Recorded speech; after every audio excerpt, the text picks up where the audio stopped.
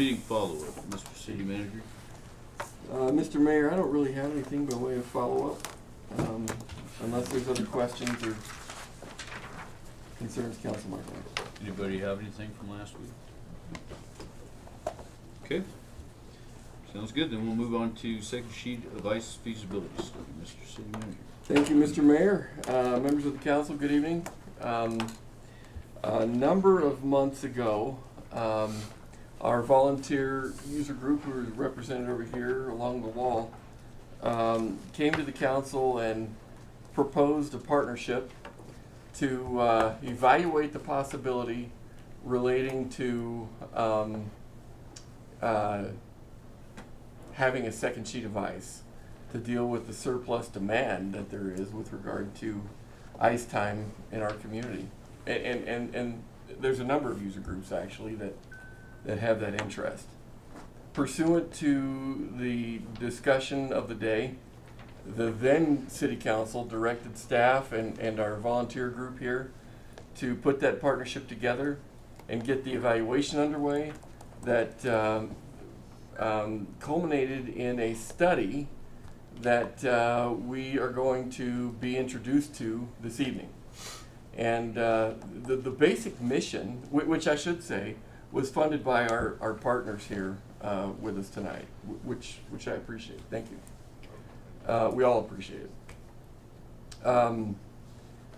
The mission that I recall was with regard to an analysis of the need to determine what the extent of the need was, an analysis of the costs and so forth, an analysis of what the how that added ice time would be used and what some of that efficiency would garner, as well as if indeed it would require an additional subsidy from the city that would essentially grow that ice arena subsidy possibly.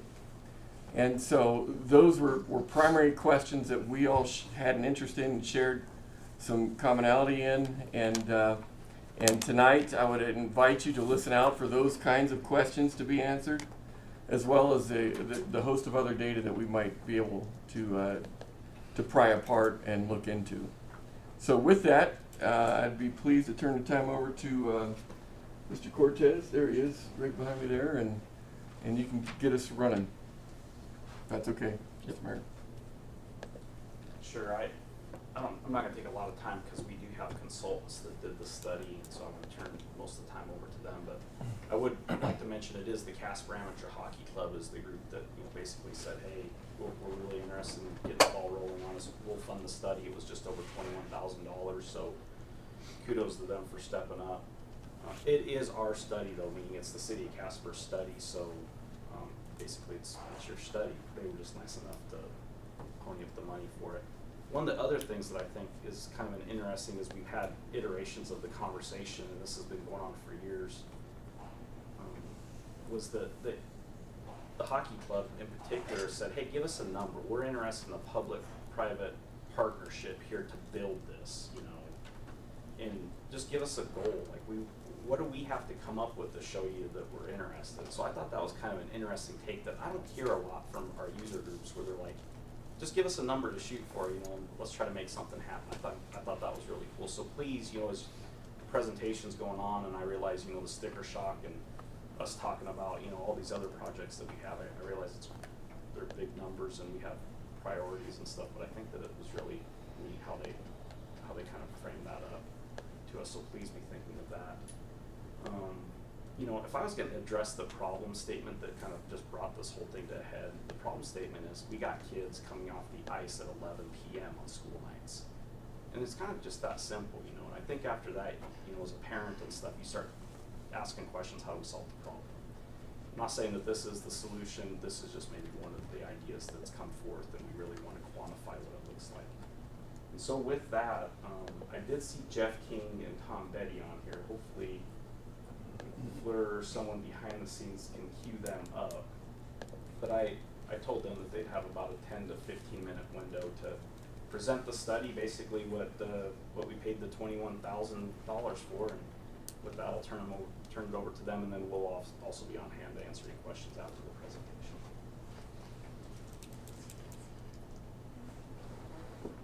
Tim, thanks for that.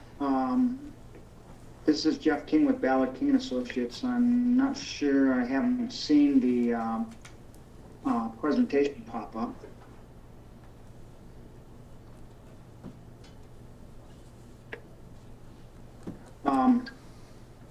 But as we're waiting for that to come up, and maybe I could just make a couple introductory comments. So first of all, good evening, council and staff. We appreciate the opportunity to present some of our key findings for you tonight. With me tonight is Tom Betty. Tom is with 292 Design Group, and we were hired by the city to conduct a feasibility study for the expansion project. I might add that Tom is, with his specialty within the 292 Design Group firm, kind of specializes in doing ice arena projects and has done a number of those across the country. And our firm, Ballard King and Associates, has been involved with 37 different projects around the country for ice rinks. Our PowerPoint presentation tonight is really just a summary of the process. I heard Jim mention that the study cost $21,000, so I have 7 slides. So it's about $3,000 a slide if you want to look at it from that perspective on the lighter side. But we recognize that council has only set aside a short time for this, so we'll try to keep our presentation to about 10 minutes and allow for questions and answers after that. Can you share your screen? Thought I did.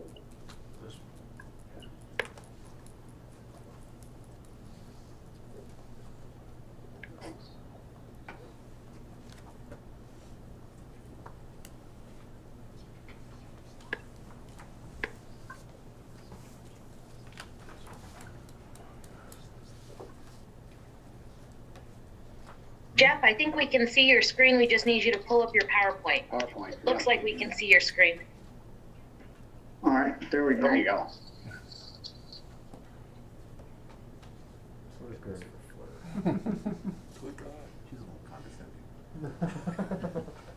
Okay, looks like we're ready to go. So again, we just have 7 short slides, and I'll go ahead and work through this as quickly as I can. I just want to highlight the processes that we went through in conducting the needs analysis and also the operation analysis and cost estimating that went into this project. But it started with doing an in-depth look at the market analysis, and that included working with staff and identifying the service areas. And once we established those 2 different service areas, then we extracted the demographic information from within those service areas. So that gave us a lot of information on household income, age, and income distribution, just the basic demographic information. We also overlaid statistical analysis from the National Sporting Goods Association that deals with participation of various activities, which ice hockey and ice skating is one of those. So that was a big part of what we did, was data driven. We also provided some participation estimates from the NSGA, also looked at participation rankings and what's happening with participation trends. And we certainly wanted to know where the city of Casper was at current participation levels. So all that kind of stuff went into the market analysis process. Another big part of the overall market analysis process was conducting stakeholder meetings.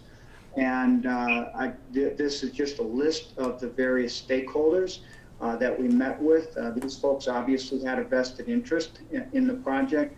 And so these were the groups that Tom and I met with while we were in Casper, and staff was great in terms of facilitating all these meetings for us. But we got a chance to hear from the end users what some of the needs were. So what we were trying to get at through this was understanding statistically what the demands were and comparing that to what we are hearing from the end users. So some of the couple conclusions that we had from this process is, one, we noted that the household income level in the primary service area was a bit lower than the national level, almost 4%. However, the national level for housing expenditure, that index that we use, is also 11% lower. So what that tells us from an outside perspective is that there's adequate disposable income to support recreation and leisure activities like ice skating.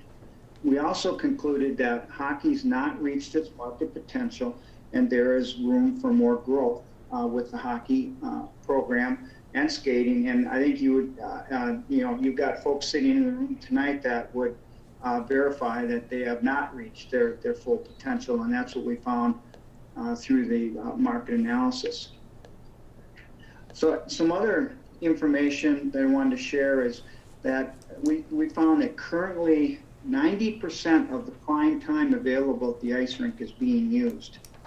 And even though that's a high percentage, there's still approximately 32 hours a week of additional ice demands that are not currently being met. You heard the comment earlier, some of the teams are getting off at 11 o'clock at night. And by the way, that would not be considered prime time.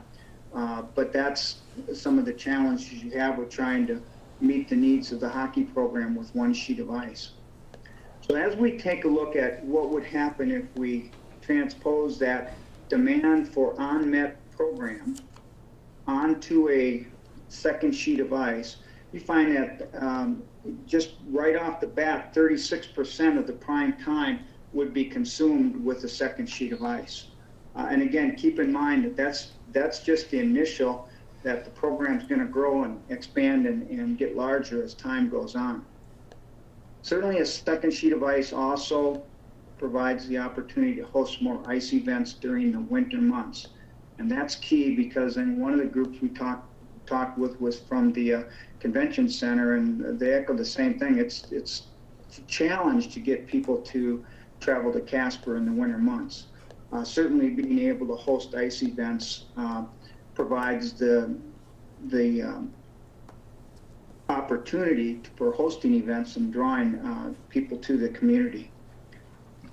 It also provides the opportunity to support the Casper Ice Event Center, because what we heard is sometimes they're locked in to how big of an event they can go after because they have limited space as well.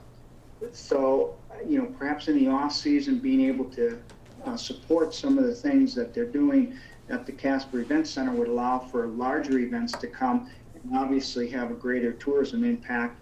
And that's the last comment I want to make on this slide from a programming standpoint. Is clearly a second sheet of ice would have an impact on tourism. I recognize that those dollars from tourism don't necessarily come directly into the city coffers to help pay the electric bill at the ice rink and other expenses. However, those are still dollars that come into the community and have a tendency to roll over within the community once you get the initial tourism dollars. At this point, I'm going to turn it over to Tom to talk about the concept plan a little bit and the cost estimate, and then I'm going to finish up on the operation cost. Thanks, Jeff. Mayor, Council, glad to be here tonight and present our work. Took us a while to get to this point with COVID and everything else going on, kind of throws things off the rails. But what I want to discuss is, so Jeff went through that process of market analysis, and I was involved with stakeholder meetings, and through that we formulated that there is a need here for additional ice. So we actually looked at a couple different concepts, and the concept plan that's in front of you is really a simplified version of the first concept, and the one that the cost estimate after this slide will show. So the area in the light blue or cyan, that's the new ice sheet. It would be a NHL size sheet, so it's 85 feet by 200 versus Olympic. Olympic's 100 by 200. We do some things back of house to combine the Zamboni and some of those mechanical things, so they're kind of back of house, out of harm's way of kids that would circulate through the arena. To the plan south, or towards the bottom of the drawing, you see a bunch of little boxes there. Hard to read, but really what we're providing are restrooms, a referee's room, a coach's room, and 4 team rooms. You know, a basic model for an ice arena is to provide 4 team rooms per sheet of ice. So you have 2 teams on the ice skating, and then you have 2 teams that are getting ready to go on. So they go on, the other ones come off. So it keeps the, you know, the rink moving along. And then we also show a secondary entry. And Jeff, if you can point that out, it's just to the left of all those boxes. Wait, down below, right there. So that's a secondary entry. And, you know, it's one of the things we look at when you get into 2 sheets of ice. There may be a paid event happening in the gray area. That's your existing arena.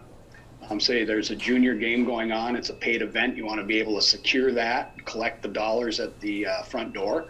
But you still have youth teams, adult leagues, curling going on the new sheet. So it allows you to operate and be very efficient at it. The top space in a darker blue, that was an add alternate that we looked at. And that's to add a junior team facility right to the arena, with the ability above that to add a second floor that would have what's called dry land training. And dry land training is kind of unique to ice sports. What it really is, it's a weightlifting cardio area. So we'll have everything from weights to sleds to turf to shooting lanes for hockey to maybe a harness for figure skating, different things like that. But that's been a big development in the last decade or so of including those dryland type support facilities. So a very clean addition that allows the existing rink to keep operating and then add the new one. To the right is a little image of it, and really we looked at, let's try to blend it in with the existing arena. You have a beautiful facility. I've been in probably 200 ice arenas across the country, designed over 40 of them, and have yet to do an all brick ice arena. I got one at University of Minnesota that has maybe about 50% brick. So I think it's in keeping with the architecture. We're trying to maximize funds to just build the arena. Jeff, with that, let's go to the next slide. And we really simplified this. If you look in the report, you know, there was an analysis done of the costs, and I use the company, it's called RJM. And they're a Minneapolis-based contractor, but they do have a national reach. They've actually built some rinks for me in Arizona, consulted on rinks in other parts of the country with clients. They tend to build a lot of ice arenas, so they understand the costs and the unique character of these facilities. They look like a simple box, but there's a lot of detail in how they come together so you don't have condensation issues. There's a lot of heavy mechanical requirements now, not only for you know, condensation, but also fresh air requirements, and that's only becoming more important after what we've been through in the last year. With this, the capital cost is $9,352,000. And I want to state that's base arena. We had add alternates to add thin brick to the exterior. If you're to do that all in, you're around $650,000 additional to add the brick. The junior team facility was $1.3 million. And then the dryland training, that space I talked about that could be built above dryland, that would be, you know, roughly $800,000. But with this cost, this just isn't construction dollars. We include in here, this is complete capital. So we put an escalation factor in there, and this would bring us to $21, $22. Design contingency, because right now we have a simple plan, we don't have all the details. Construction contingency for the same reason. And then we try to anticipate owner costs. So we put things in like for AV systems, Zamboni, architectural and engineering fees, owner equipment, and then put an owner contingency. We actually took that out on this one, but we have that all pulled together to $9.352 million. The hard bricks and mortar cost with their design and construction contingencies is, in round numbers, $8.4 million. One last thing, and I'll pass it back to Jeff. Just so when we did, this is the second concept. When we did the first concept with the group, and we kind of had everything all in and all the seating and things that they would love to have. That project came in at 13.687 million. So I had many meetings with the group trying to, let's get down to what's important here, and it's having more ice time. So this facility that I'm showing to you has seating for about 300 to 400. It doesn't have seating for 1,000 or 1,500 people. It's really about creating that additional ice time, and then with that, the ability to have it be a dry floor area so you could take the ice out in the summer and hold other potential events there. So I think the group as a whole that I was meeting with really rolled up their sleeves and pushed hard to get this where they need it. And the last thing, this is meant to be a lasting facility, one that you currently have. It's well built, you know, good material. So this is insulated precast, highly insulated roof systems that can take some moisture. If you have a dehumidification unit goes down, it doesn't hurt you. All concrete block construction, so it's durable. The idea is to build it and then minimize your capital outlay in the future. With that, that's my spiel. I'll wait till question and answer period. Thanks, Tom. The last piece of our work dealt with the operations. And as Tom mentioned, there were some options that were discussed through the design concept phase. And instead of trying to come up with an operation analysis for each of those options, what we decided to do is stick with that base, that $9.3 million concept that Tom talked about. And so what we did is we worked with, at the time, Blue and the ice arena staff and city staff to understand what the existing budget was. And that's what this column represents, kind of the existing ice arena budget. And so what we wanted to do is then focus on how that changes with the expansion, how the expenses go up and what happens with revenue and what's the difference. And combining those two, we wanted to put this together to make sure that we understood what the overall impact was from the city's perspective. So you knew what that impact was going to be on your general fund support required for the rink. So, you know, our findings really point to a couple things in closing here. One, we found that the market will support more ice and winter sports. You have not reached a capacity on winter sports. So there is growth in those activities.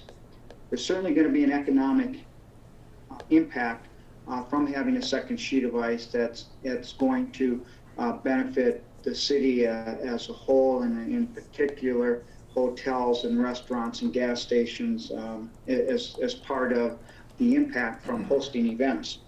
And most importantly, it's not going to require additional general fund support.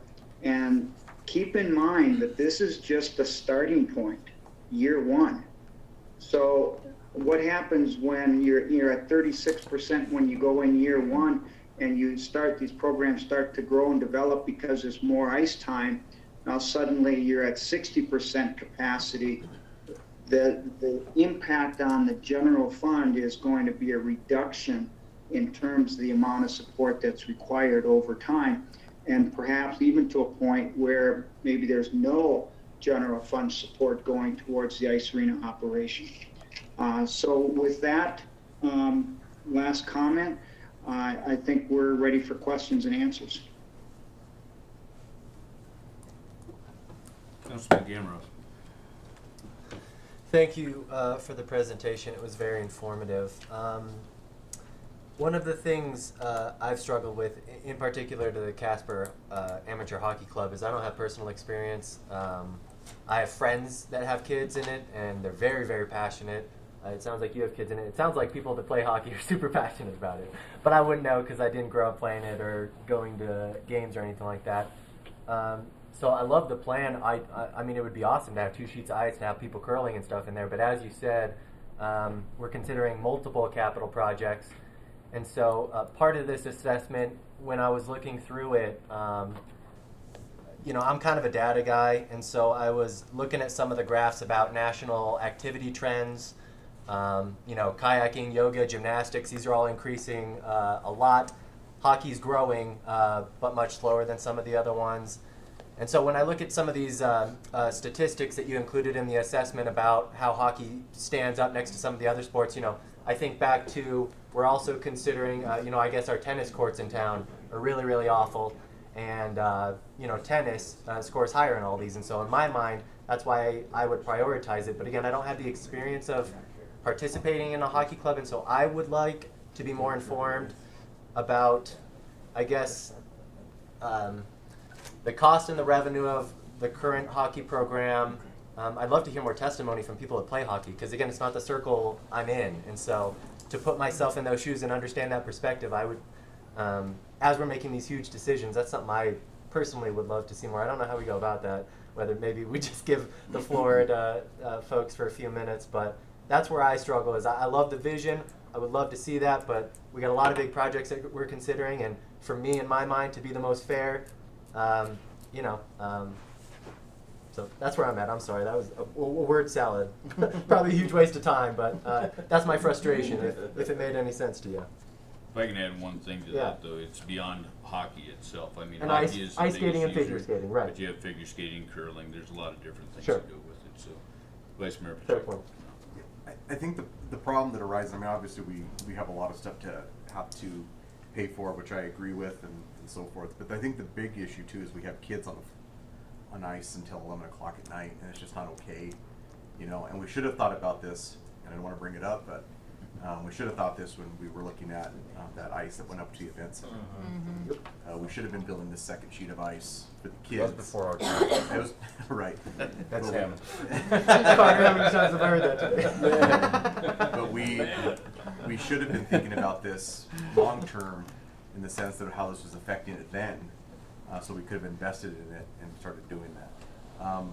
I know this probably gives Carter heartburn, because when he saw $9 million on there and operation costs, et cetera, but I really would like to see how we can pull this off and do something, because that's a soft spot in my heart for kids. So just wanting to figure that out, and it is expensive. Maybe some corners we can cut, some things, some amenities that maybe we don't need in that we could do. But I certainly think that we do have a lot of things going on our list. But I'd like to see how we can try to figure that out. Again, that's more of a statement than a question, but I do appreciate it. It was a great presentation, and I appreciate the vision so much. So I'd like to see this happen. Councilman Nell. Thanks, sir. Mine's going to be more of a statement as well, and I'm all about the kids, but we're talking about $9.3 million. And we've got a lot more prevalent things on our plate than this. I hate to be that guy. I don't see anyhow we can pull this off. I understand the numbers. I love the fact that they put in the work, and they're talking about a 6% increase, which amounts to about $50,000 a year in revenue. Well, it's going to take a whole lot of years to pay off 9.3, and by the time we get to the end of that, that building's going to need work again. So we're already in a building that we're subsidizing currently as a city that doesn't stand on its own. And you're going to play hell getting me to jump on something like this. I just thought I'd put it out there.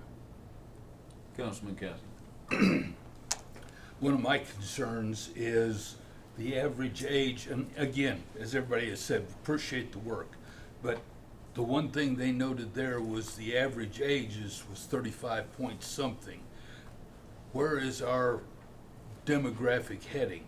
Enrollment is down in schools right now. Are we going to be, is that 35.3 going to be going to 40 over the next 5 or 6 years? Because at 40, I don't know how many people are starting to bring kids into the program. So are we building something that nobody's going to come eventually? Rather than build it and they will come, that's my big concern, is the usage a few years down the road. If we continue to grow towards a more elderly population. Councilmember Pollock. Thank you, and thank you for the presentation. I have two questions. I'm hoping maybe I could be provided with a little bit more information as I think about this. The first one relates a little bit to what Councilman Nell said. I'm curious, right now we have a facility that is being supported by the general fund, but it sounds like we're kind of maxing out the potential of that facility. So my question is, despite the fact that we're maxing out the potential, it's still not breaking even or generating revenue for the city. It's still costing money out of the general fund to support that facility. My question is, Jeff, you mentioned that it may be possible to create a situation where neither sheet of ice needs support from the general fund if we are in fact able to maximize the potential of a second sheet of ice. So I would be interested in digging a little bit deeper into that to understand if one sheet's not doing it, how would adding another sheet with the added expense that comes from that help us achieve some sort of neutral position where those facilities are supporting themselves? So that'd be my first question. I'd love to see a projected, break-even point for this facility. And the second question that I have is, do we have any sort of projection as we're looking at a number of buildings that are city facilities that are in need of significant maintenance, upgrades, et cetera. And I'm interested, do we have a projection for maintenance costs that would be required over the life of this facility? And I think that we're in a little bit of a position now where we can't afford our current maintenance costs to the extent that we need to be able to. So I'm wondering if we have 40-year, I don't know what the usable lifespan for a building like this is, but 40, 50-year projection for maintenance costs that we could evaluate against the maintenance load that we currently have to see if in fact we think we could support that ongoing maintenance that any facility that we decide to invest in requires. Thank you. Ed, do you want me to respond to those questions at this point, Council? If you could, it'd be good. Okay. I want to go back to the first comment that was made regarding the age group distribution. And Casper is like a lot of communities. All these communities are growing older. Unfortunately, we're not getting any younger, and I'm testimony to that. But if you look at the age group distribution of what we're anticipating over the next 5 years, you actually have a growth of under 5 and 5 to 17 age categories of about 0.5%. At least that's growth. Now the corresponding or the correlation to the 24 to 44 age group, which is kind of the child rearing group, that also is increasing about 1.2%. So although I get it, you can't say that's huge growth, but that number is growing. It's not going down. And is it enough to keep the schools? I don't know. That's something for the school district, but we did note that you do have some small growth occurring in there. One comment I want to make regarding generally the second sheet of ice, I guess the best way to think about it is from a perspective of you add a second sheet of ice, you've already got staff, you don't have to duplicate a lot of the services that are there. And our experience has taught us that a second sheet of ice, the expenses will increase in the neighborhood of 40% to run the second sheet of ice. Where the benefit comes in is the second sheet of ice gives you an opportunity to increase your income, your revenue by 100%. That's the dynamics of what's at play here. And we didn't recommend, obviously, in year one. We think that's the potential to work towards, but it'll take some time. But that's the kind of the math of running 2 sheets of ice. The same thing occurs if you have 2 sheets and you want to run 4 sheets. The cost, it doesn't go up twice as much. It's a percentage that goes up, but each time you add another sheet of ice, you increase the income opportunity by 100%. One last comment on long-term maintenance, I believe, and Kim might be able to help solve that. We had some discussion about this concept of being proactive with capital replacement. We recognize that as a city, you get pulled in multiple different directions when it comes to capital. And we also recognize the importance of maintaining the infrastructure in the city.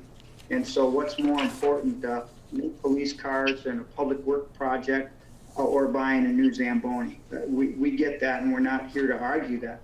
But what we did talk about was being proactive and starting year one, creating a replacement fund, if you will, that could be contributed to each year out of the ice arena operating budget that would go to build a capital replacement fund. So when it's time to do these long-term or big ticket items, you, the city, already would have some money in reserve to address the ice arena issues. Tim, did I speak correctly to that? No, and I think you kind of described our perpetual care fund and its intent, but obviously it's not performing quite like, I think Carter would say the same thing as we wished it had, just because of low interest rates. We kind of already have that in practice to some degree. Okay. Mr. Manager? Did I understand your information correctly when it appeared that you said that when we open the second sheet of ice, at least in your model anyway, that 36% of the available prime ice would automatically be consumed right out of the gate, and that with that particular statistic, the expenses to operate that second sheet of ice would be offset by the added revenue at that rate by some $10,000 to $11,000 a year, if that rate didn't change at all? That's correct. And what we did, we tend to be conservative with our projections. So we did not account in that 36%. That just represents the unmet need today. That didn't assume any kind of growth or expansion that would occur within those clubs. So it's a very conservative starting point. Thank you. Councilman Nell. Thank you, sir. So what I heard you say is that we're on the rise, or there's an anticipated rise in our young people, and I'd love to know where that statistic's coming from, because our schools statewide are on a 2% decline, which has continued to extend. So I'd be curious to see where you're getting these numbers that you think we're going to have more kids when the other demographics that have been performed are showing a decline. Secondly, I understand the increase that the second sheet of ice will bring, but we're not accounting for the $9.3 million that we have to spend in the beginning to get the ball rolling. So if we're just counting apples to apples, what one sheet of ice does to two sheets of ice, I can understand, but it's not fair to do it that way when we're not counting the capital investment right off the top. So I guess those are a couple comments I have, and I'd love to know where we're getting this demographic that we're getting an increase in our young people when the schools are actually going the other way statewide. We gather our demographic information from ESRI, and there's a good possibility that as a city, through the planning department, you're utilizing some of that same information. But that's where we get our information regarding the population and the population distribution within that. So that's not something that we created ourselves. That's information that we get from that source. As far as the capital, you're correct. We did not put debt service into this equation. Look, we've done a lot of projects around the country, and typically municipal projects don't assign debt service to projects that are being constructed. For example, do you put debt service on a park or on a ball field or a swimming pool or public works garage? Those types of things typically are fund separately. So we did not include that. If it was council's desire, you wanted to see a model that included debt service, we certainly could provide that. Well, I understand how you go about doing it. As I've been involved in it myself, the reason I brought it up is we are in a budget crisis, if you will, and facing a ton of cuts coming our way. So that absolutely has to be figured in to any type of a major decision like this at this time. Councilman Cassidy. Did I understand you correctly to say that we could expect the revenue, on the revenue side, to in essence double based on having the 2 sheets of ice? It has the potential to do that, sir. Okay, because I noticed you had only included a 1/3 increase in your economics, so to speak, so that was why Correct. I was curious. Okay. Correct. Again, I was very conservative with that. I didn't want to give you a pie in the sky model. So that's conservative. That's where we believe you're going to be to start. And so, yes, you have the potential to grow more revenue, grow more use over time.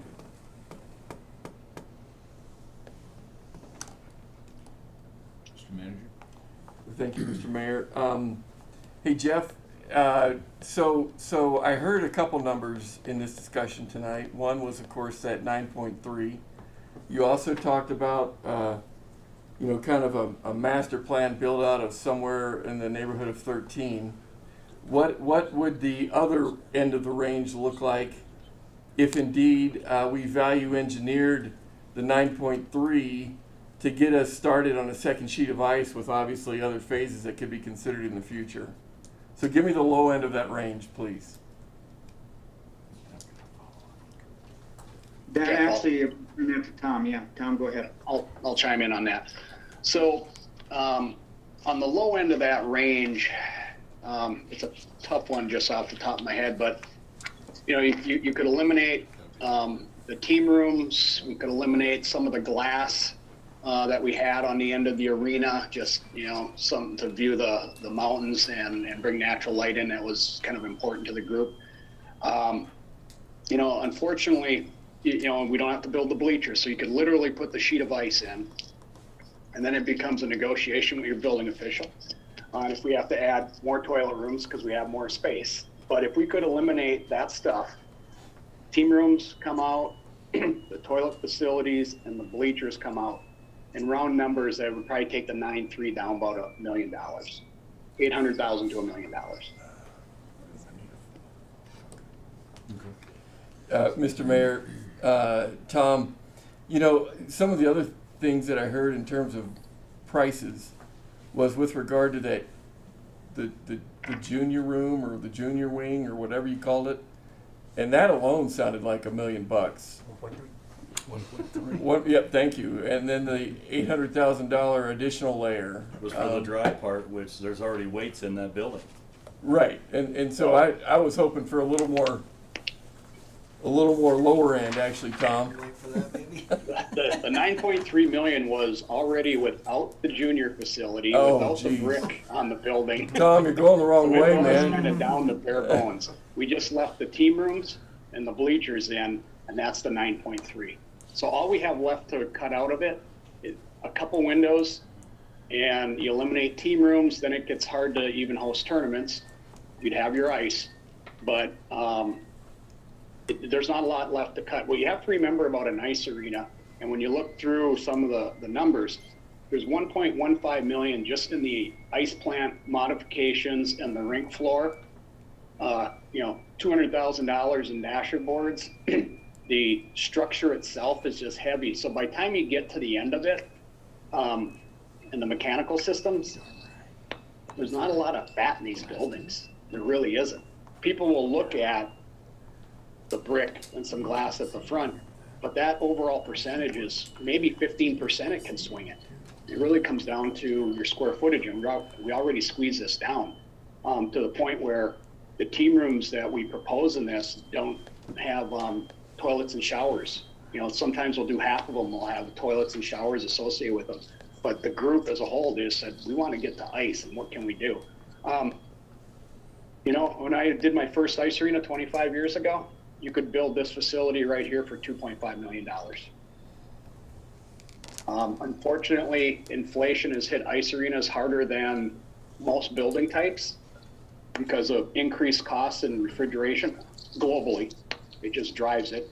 And then also a lot of changes in the building code in regards to these types of assembly facilities with, more air requirements, heavier things on the electrical side, control side, and so on. So they've taken quite a hit, and a number I've always thrown out there, and it's unfortunately it's becoming true. About every 10 years, the cost of an ice arena doubles. So they're expensive buildings with heavy systems in them. Councilman Gamros. Thank you, Mr. Mayor. Sorry, I got so many thoughts running through. Oh, okay, I got you. So this, it sounds like you have lots of conversations with lots of municipalities and have worked with people to build lots of facilities. Our situation here in Casper, where we're subsidizing this facility, I think in the neighborhood of $300,000 at the moment, is that typical, or do other cities with these sorts of facilities, I thought I remembered in this assessment there being a potential for increased sponsorship, like $30,000 or something like that, but have other facilities found unique, novel ways to utilize these facilities or unique programs that, can get these generating more revenue, or is this pretty typical in your experience? Thank you.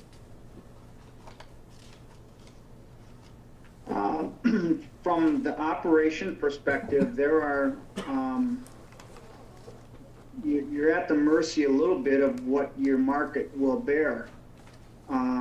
There are some parts of the country, I was interested in doing another ice arena project, believe it or not, in South Carolina, and they have one facility that's getting $700 an hour for ice rental, and people are gladly paying that.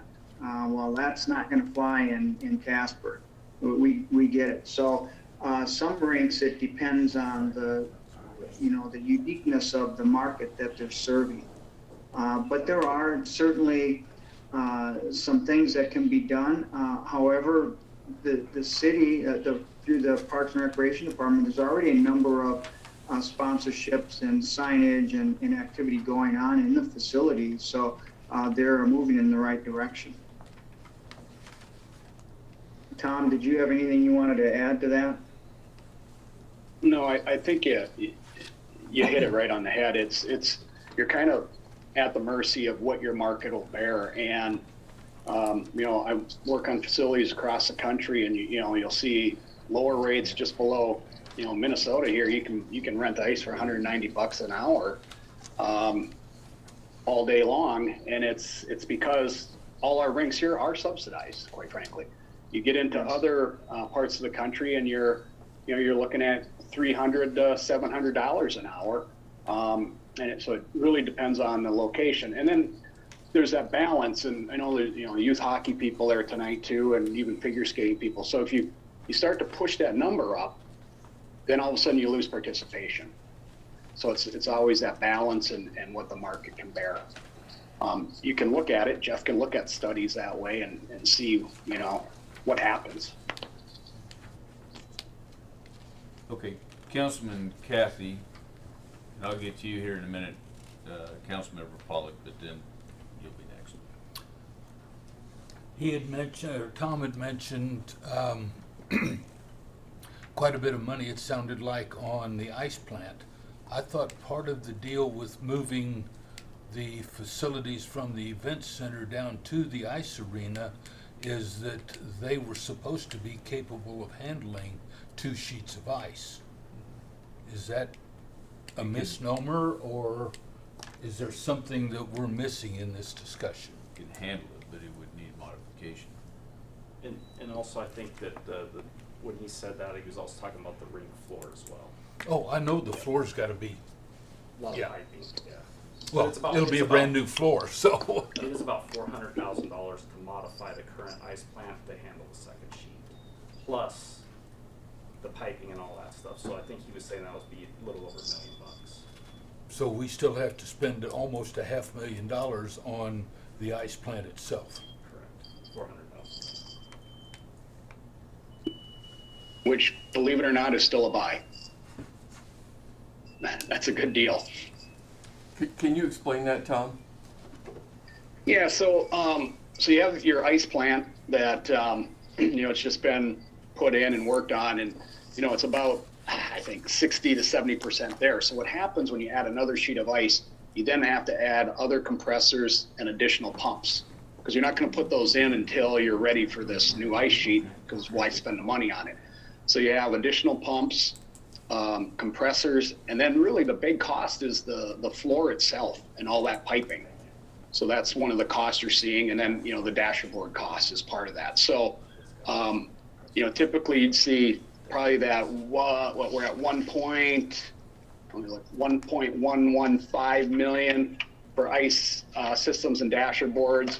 In a new single sheet facility, that would probably be 1.7 to 1.9, depending on the bells and whistles. So you are taking advantage of that system. Councilwoman Lutz. Obviously, I don't have a construction background, so I'm not going to pretend I know what I'm talking about. But clearly, ice facilities are just unreasonably expensive, because for 3 times this, we can build like a gigantic 50-year life police department that houses hundreds of employees with like all sorts of different things built into that facility. And that's like the, not Rolls Royce, but like the nice police department is at $30 million. And so I think when you put it in that perspective is, I don't know that the community can afford either, and we absolutely need a new police department. And so when I think it boils down to that, without there being an enormous capital infusion from the private industry, I just don't see a world in which this is likely anytime soon. Councilmember Pollock. Thank you. I have just one request. If we do want to continue talking about this, which I do think we should. I think that I'm very comfortable seeing this being considered in the mix. I think that obviously we've got to prioritize things, but I see no reason when we've got this type of information in front of us that we can't put it up against other projects and give it a fair consideration.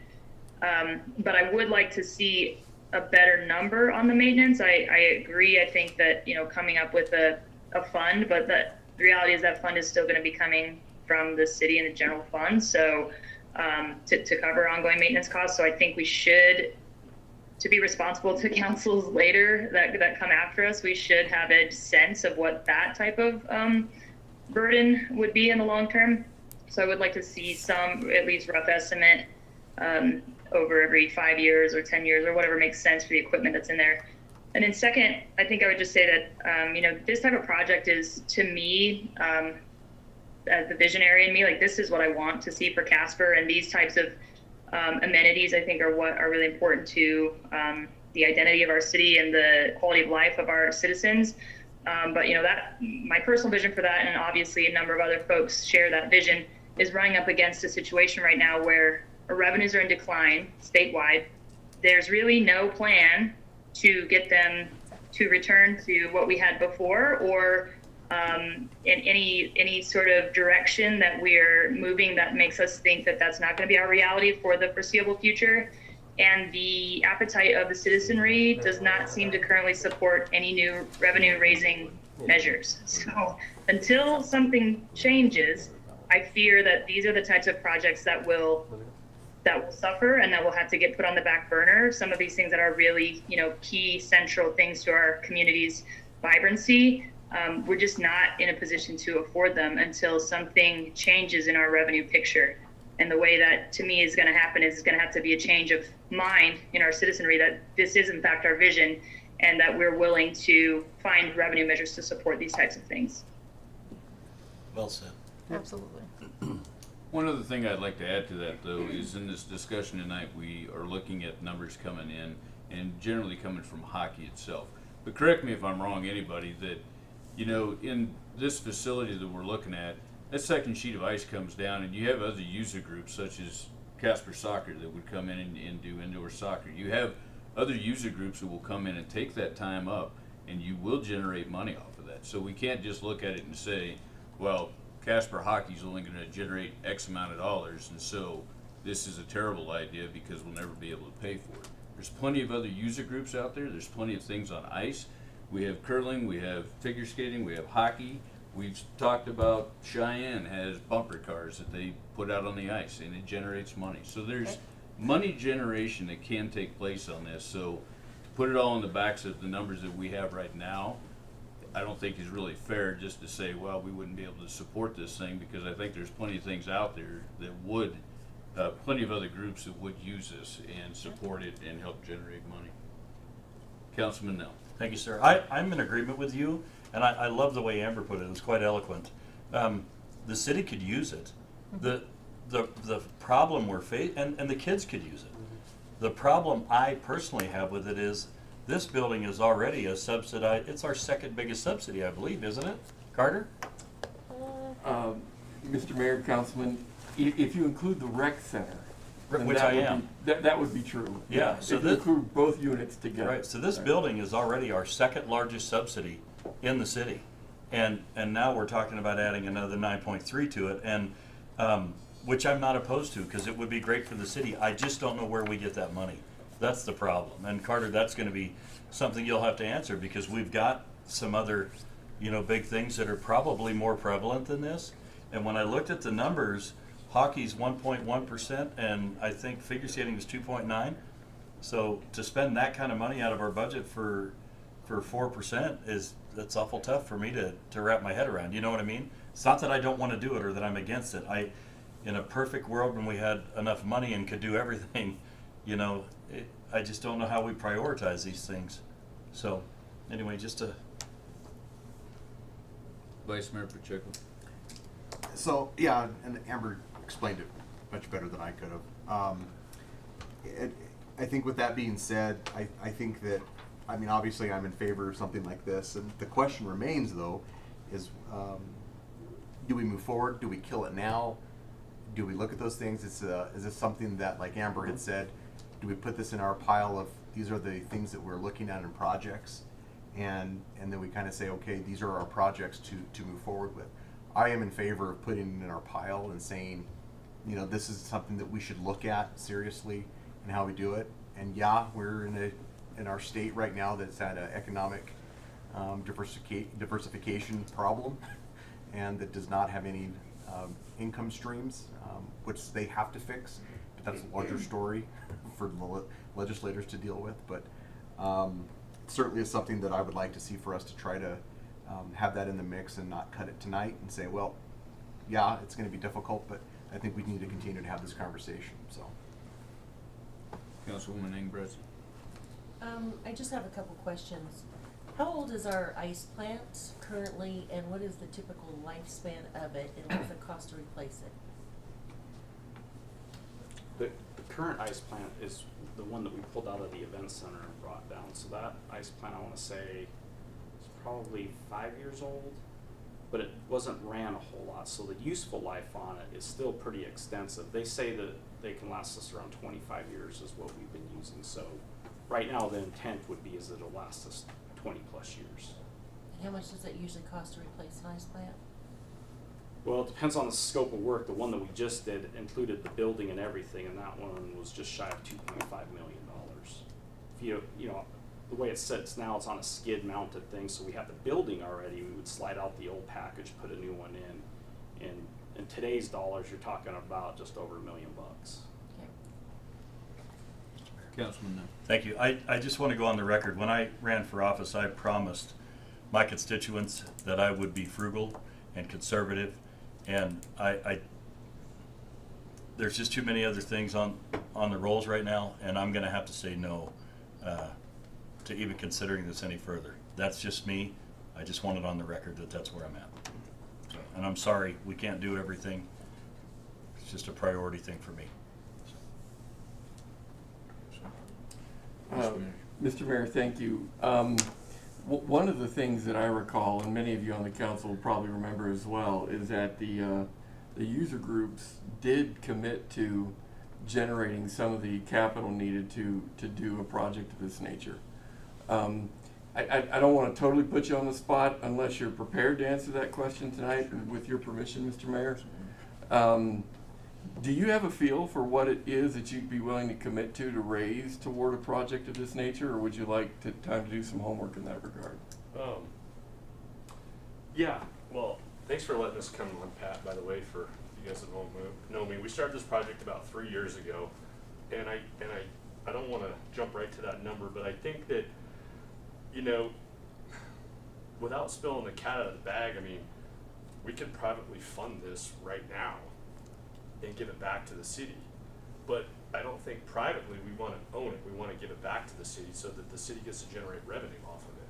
So whether that's 10, 20, 30, 40, 50% or 100%, you know, I think the city also has to have some ownership in it. So if I come and say, hey, by the way, we're gonna write, you know, we're gonna be able to bring 50% to the table or 100% to the table, we also, you know, the city has to own that, right? Because we don't want to subsidize that over long term, because again, like, I think like Travis has got some points on the subsidy, and I want to have him talk to it.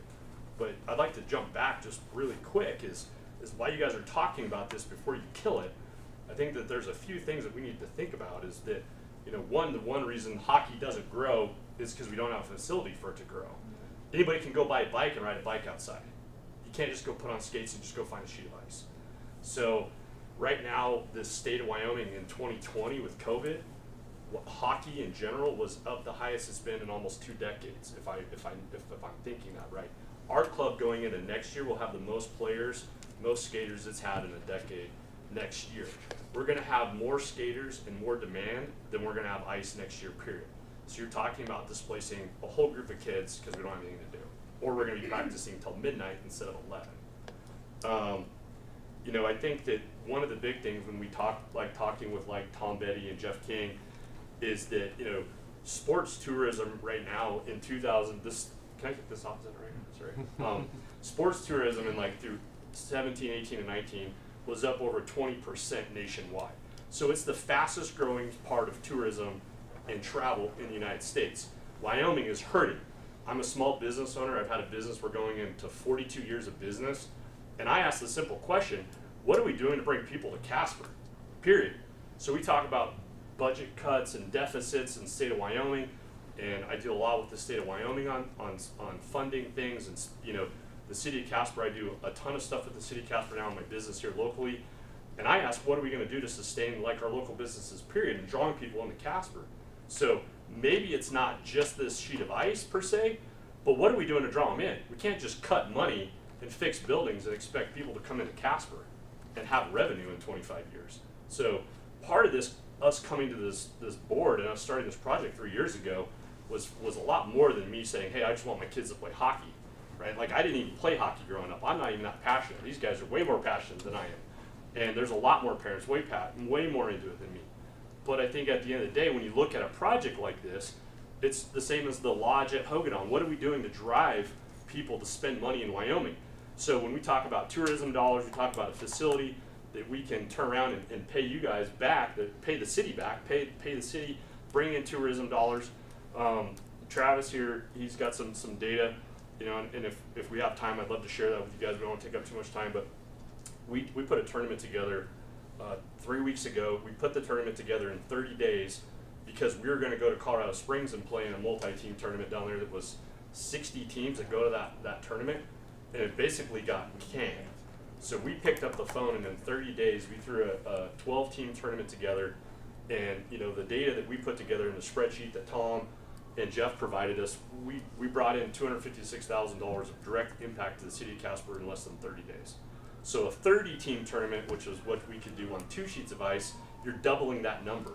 So, and when you talk about the subsidy cost of what it's going to bring, the city won't have to subsidize. It's like having a bigger grill. You turn on a grill, you can only have 5 hamburgers on there. Well, if I have a bigger grill, I can cook 10, and it's really not costing me any more to do that. So the subsidy dollar, it goes away eventually. So, you know, there's always going to be some expenditures and, you know, the maintenance and all that kind of stuff. We can't speak to that. I think that's a lot of speculation. I think that looking at some of those long-term questions that Amber had, I think that's a great idea. But again, I guess at the end of the day, what I want to say to you guys and what I want to ask is, again, is like, you know, what are we going to do to draw people to Casper? We're sitting here you know, looking at projects on the table. I'd love to have a new police station. I'd love to have, you know, a new fire station on every corner, and, you know, city buildings, you know, that are all up to date and perfect and everything.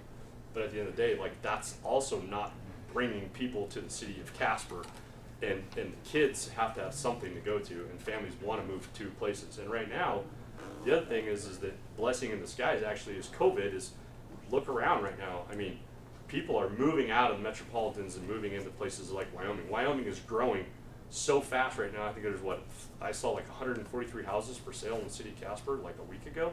That number is like, I mean, you don't even have to put a for sale sign up and they're going. So, you know, we talk about, is this the right time? There is not a better time. Now, $9.3 million, that's a big number to choke down. Don't get me wrong. And I'm not gonna spend city, I think that's a waste of city money for sure if we can't justify it. But I think this is one of those projects that if we kill it, it gets thrown on the back burner and it never gets brought back up. And then again, in 10 years, I'm gonna come back to the same city council meeting with a bunch of different people at the board, and I'm gonna say, what have we done in the last 10 years to draw people to Casper to support my business? And the answer is gonna be, well, we built a new police station, or we built this. And again, I'm not talking bad about the police station, we all want that. But I'm just saying that, what did we do to bring infrastructure to the city of Casper, to draw tourism, to support the community, support the kids, support that growth? So I just really want that to be, I want that to be clear for sure. So thank you guys for your time again. My name is Pat Bauer, by the way. This is Travis and Jamie, their board members, and I know Travis has some stuff on the subsidy. If you guys have 2 seconds, I'm sure he'd love to explain it. Thank you. So I had just whenever he's done. Okay. I wanted to go over maybe specifically to a couple of the questions that were brought up. Councilman Gamros, you talked a little bit about the subsidy part and how do you get away from that? Well, one of the things is definitely even adding the second sheet of ice helps that. And they pointed out within their study, and we did some within the very initial presentation we did almost 2 years ago, I guess now. But even with from day one, pretty much, that's not counting as we're able to add tournaments, and even with the 36% usage, your subsidy already goes down. Just because we're able to add revenue and really very little expense on it, very little operating expense for that second sheet of ice. So then if you take and expand that out to where you get to 100% usage, and we're bringing in, you know, many tournaments each year, then that goes down even, you know, substantially more. One of the things, and I know Councilman Kathy brought up a little bit about the aging demographic, and I think the thing we've got to be cautious of as a city is just being okay with that, because if we're not building things like this to bring in families, to bring in kids, is that it can, then they're not going to come because we're not attractive to that demographic, and pretty soon we are. Which, I mean, I know our demographic is naturally aging, but it's one thing to make sure we consider is that, you know, what are we offering to people to come here? And like Pat mentioned, I mean, the exodus from many of the especially around COVID, many of the states and people coming here. A big thing for me, and because I work a lot with from the baseball perspective and from the hockey perspective. So, but I think I want to be the place that people want to come to play sports. There's a lot of work that we've got to do on our baseball facilities too, and I'm working to do that hand in hand with the city. And I think that's one of the things to make sure that we do consider is that we're not just coming to say we want the city to pay for this. I mean, this is something that we want to work hand in hand with the city to find ways to fund that. And it'll be the same thing, you know, with some of the baseball facility items too. But if you look around the state, you know, a lot of our facilities are at a point we're on the lower end as compared to many of our.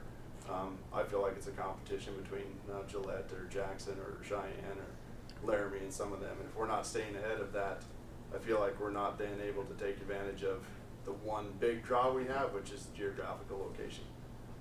Pat mentioned us putting together the World Cup. One thing that my eyes were really opened on when we did that, and like I said, it was a 14-team tournament using the economic calculator that this that the Casper first use, or Visit Casper uses. That was $236,000 of direct economic impact.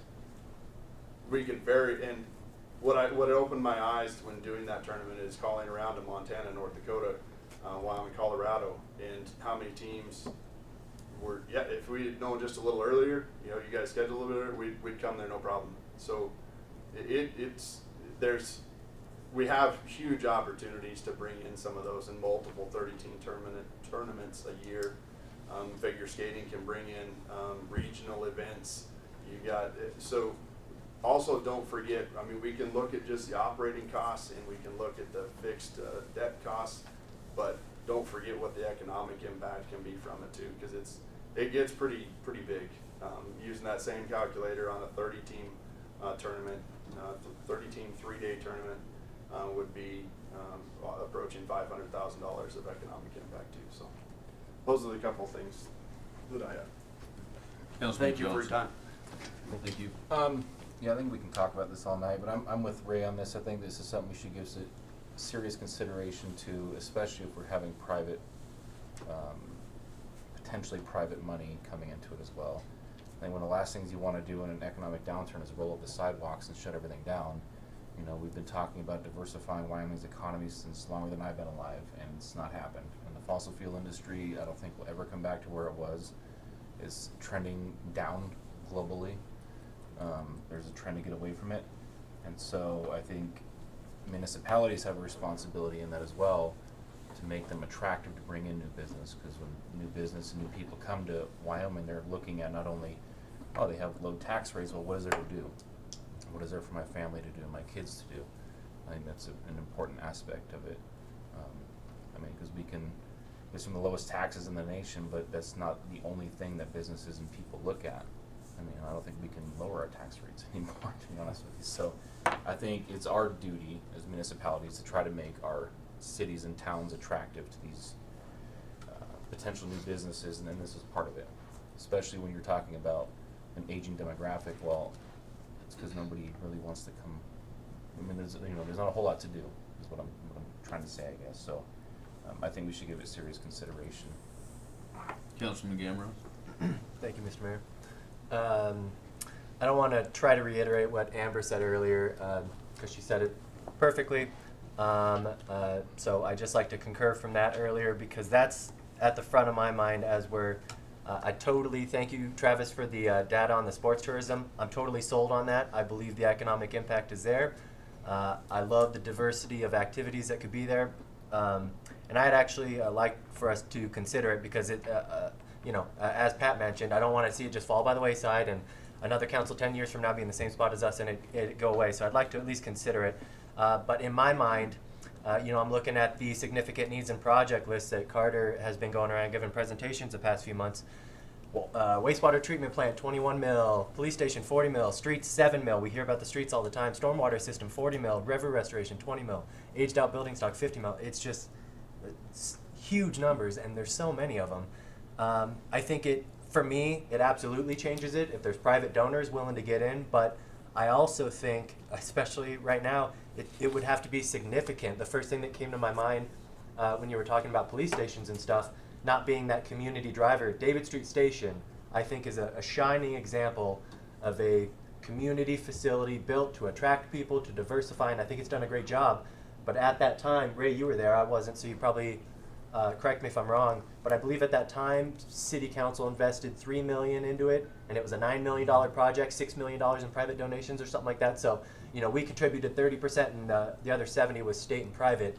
And we still get crap all the time for that, even though it has a track record of being an amazing facility, free, and that was during good times. That was pre-COVID. That was pre-oil and gas downturn. So I absolutely think we should consider it, because I think I love the vision. I think the tourism aspect of it is very compelling and stuff, but yeah, I think you mentioned it earlier, Councilwoman Lutz.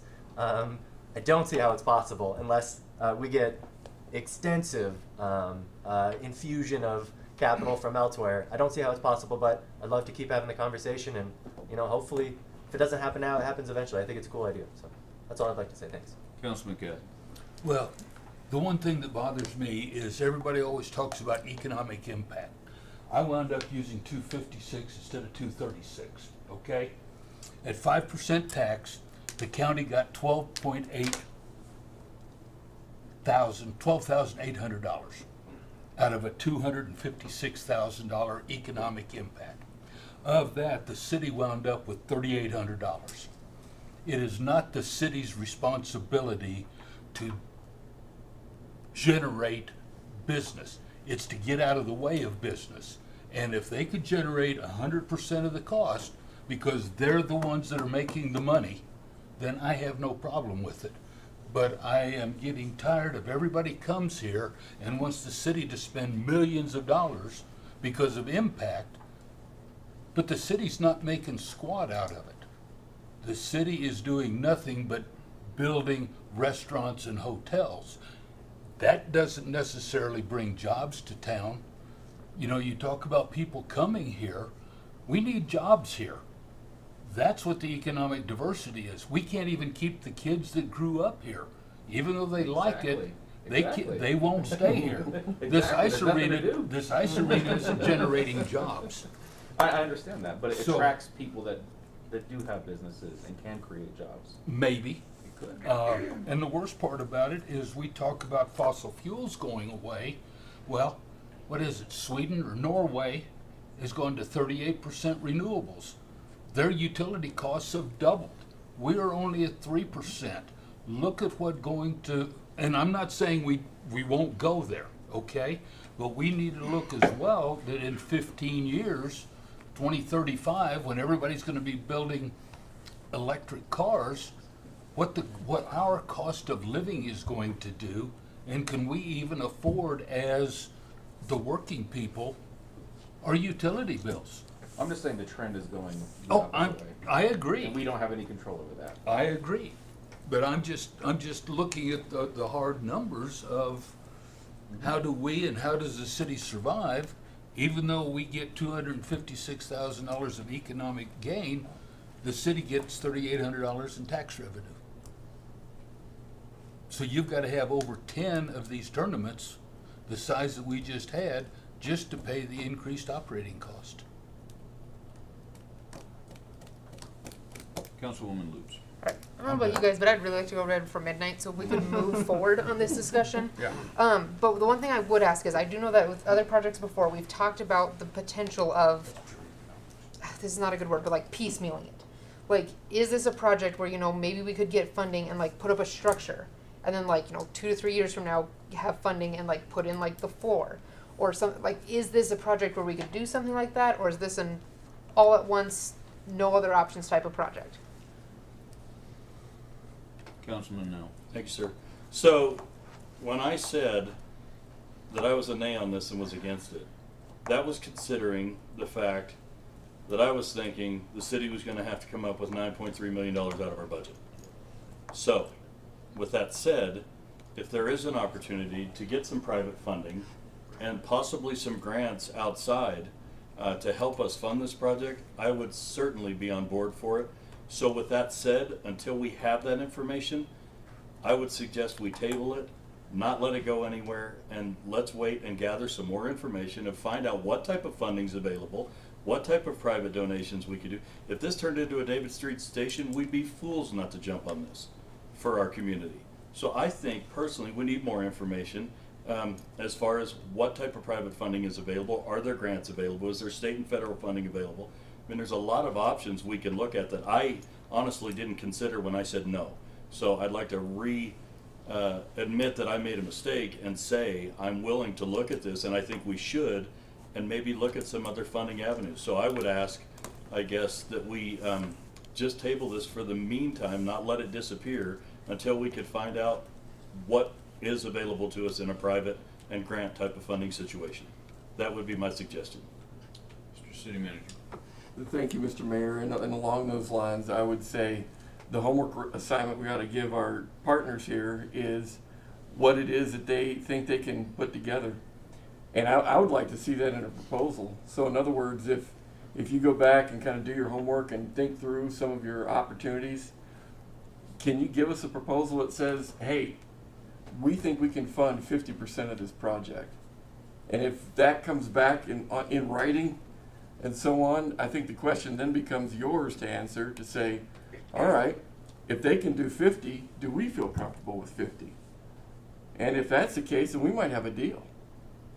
So I guess to build on Councilman Nell's question, I hope that the assignment that this group can give this group is go back and do your homework, bring us a proposal, and let's see if we feel good about it enough to put some substantive steps forward to see if this can happen. And don't just explore private funding, explore grants, explore what's available federally, and there's a lot of stuff available out there, you just gotta find it. So are you guys familiar with how the YMCA got funded this last piece? So they got some private funding, and then they went to First Interstate Bank, who funded it and all that stuff. So is that an option too for you guys to look at on something like this project? Would that Build Wyoming be a possibility for something like this? Well, the NHL gives grants. Pat, that kind of all depend, the attorney said it depends on whether they mortgage that property, and if so, we cannot do that on any city property, so that wouldn't be an option. Okay.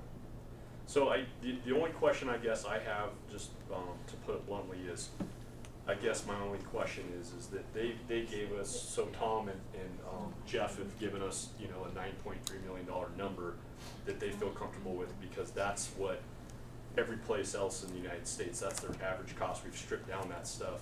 But I guess until we hand somebody, you know, 4 different companies a packet and say, can you please go bid this for me? I think that sitting here saying, well, it's going to cost $9.3 million, we don't know it's going to cost $9.3 million. So are we just going to assume that it's going to be 9.3? I mean, I'm just asking because I don't know. I'm just curious. So, because I guess in my mind, you know, I don't want to say, hey, let's take it out to bid, because then that means we're ready to go forward with it. Yeah. But do we go get a rough bid from 2 or 3 actual contractors to say we want to do this, or are we gonna go off of this $9 to $10 million number to come back to you guys to the table with as a bargaining chip? Well, what I would put out to council here right now is that I don't think we should go out to bid, because you're right. Then we are putting it out to everybody. I think if you work off the number that you have right now, and be able to answer the questions as to, on your side, how much you think that you could come in with it. I think we have questions that still need to be answered here. And what I'd really like to see is the other user groups, the ones that we're not thinking about, because we've talked about figure skating and hockey, and that's it. I'd like to look at all the other alternatives that this facility could put out there, and what those user groups, and I don't know, maybe Tim could maybe talk to like soccer and whatnot, find out exactly what else it could generate by itself. You know, and I think we had a few more questions here, but if we could do a little bit more homework on it, I don't think it should be killed at all. I think that it's one of these things we should move forward with, get some answers to some questions, work off of these numbers right now. The question that I would have is the dashboards, and I know that we were just talking about it, but we have dashboards from when we had the rink at the event center. And so when we sit here and talk about a couple $100,000 in dashboards, well, you know, unless you have to build that facility around it, check that off the list. That we already have. So we can change things to bring the number down. There are other user groups that can help pay for part of this, and then from private donations. So I would put out to the council that we don't kill this, and that we do more homework on it and let's bring it back up at a later time. Move forward with this. Councilman Cathy. I think we need to decide, is 9.3 the number you're looking at, which doesn't have the brick or the junior or the... doesn't have the outside, the extra team rooms, it doesn't have the other stuff, or are we looking at the 13 point something? And I think that's something that you folks need to decide as to where you want to be from that standpoint, and then we go look at your funding. And one of those, one of those things, especially like the junior one, we thought was gonna be a question that may be answered even when we're going out and looking at funding, because there may be donors that say, well, I'll only contribute if this is an option in there. We'll know when you bring it to us, I guess, where Yeah, you're at. and so we can sort a little bit of that out, I think, Sure. as we talk to someone. Okay. And part of that 13 million too is you know, that is part of that piecemeal that can be done too, because that was like having a second floor with some extra pieces. So that doesn't have to be initiated right away. So are we good with moving forward and answer some of these questions and then keep this thing alive? Yep. Okay? Yep. All right. Thumbs up. Hey, we appreciate your guys' time Yeah, very thank much. you. I know we Thank you took you very guys much for coming way in. more time than you guys wanted to on this tonight, so we appreciate you guys. Appreciate it. Thank you for all your hard work. It's $10 million. It's 9.3. You're right. Or 13. Or 13. Or 13. I rounded it off to 10. Thank you for giving That's us an your easy time. number. Thank you. Thank you. That's an easy number. Thank you. But, Thank you. Okay, we will move on to the Ford Wyoming Event Center update. Mr. City Manager. Thank you, Mr. Mayor, and members of the council. We do have the Ford Wyoming Center with us tonight, and I was hoping we could get the opportunity to kind of hear what it is that they're proposing by way of a budget that we would need to build into our budget, if you will, as we're getting obviously down to that data building process right now. This would be an opportunity also, however, to ask some questions as it relates to the relationship between the city and Spectrum, and what it is that Spectra, excuse me, I always do that. I'm so sorry, Brad. You should just change your name, man. So much easier. Enough people know it's the Fort Wyoming Center. Let's use this opportunity as a means of not only understanding what the budget needs will be as we go into this design process, but also, if you have those questions, how our relationship works. And so that was the intent for tonight, and Mr. Mayor, with your permission, I'd be happy to defer to Mr. Murphy. Okay. Mr. Murphy? So I think Mr. Cortez was going to kind of lead it as far as the capital improvement projects, and I'll answer any questions for sure. Sorry, Mr. Mayor, Council. The good thing is I had an opportunity the past 2 days to visit with a lot of you in the room as far as what's going on at the event center. And so, you know, I'm not going to rehash a lot of that stuff. What I would say that the city manager brought up was how that relationship's going, and I'll just cap it off with it's going really well. And it was really looking great until COVID dropped in. You know, I get sick of saying that gosh dang word, but it's there. As far as the budget goes, you know, prior to COVID dropping in, we thought we were going to be around the $850,000 to $875,000 investment or subsidy.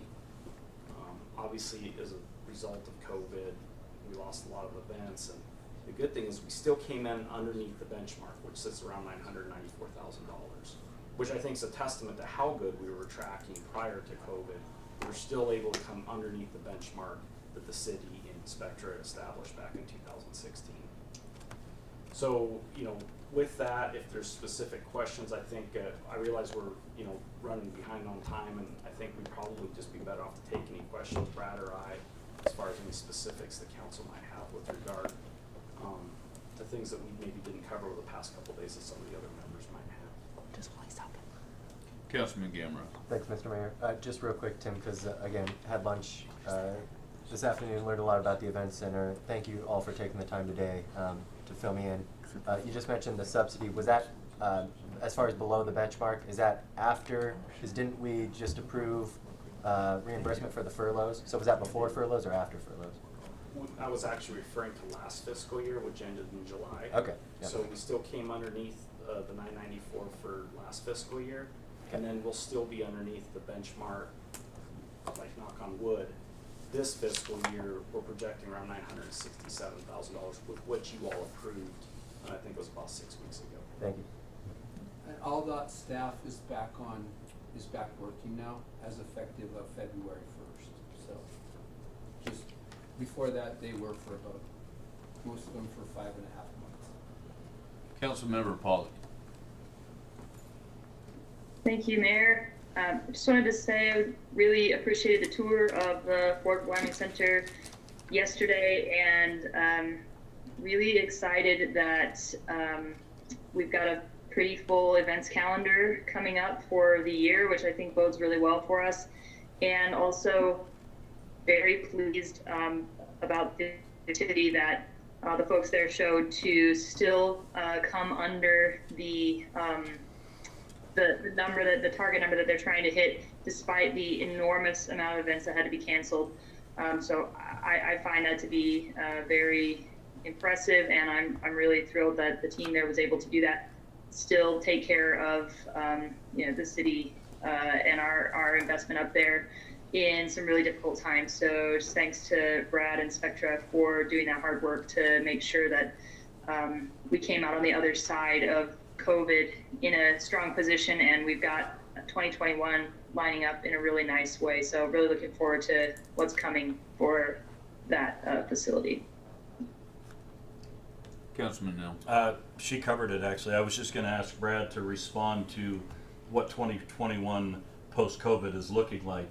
I did see the schedule, and it looks like it's going to be a really nice ending to the second half of our 2021.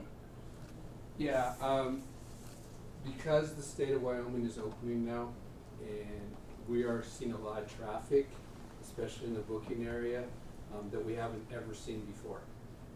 We're getting phone calls from Live Nation and the AEG, which are the two largest promoters in the world. Before, we've just kind of been like on the third tier, and well, if we happen to be coming through the area, we're going to stop in Casper. That's not the case right now. We make phone calls, they get back to us. They get back to us because they're looking to fill dates. We've got big holds for a big rock concert, for a country show in October, another country show in December, and those are all with Live Nation or AEG. And the primary reason is because we're open. And North Dakota, South Dakota, Montana are open as well, so they can route shows through those areas, right?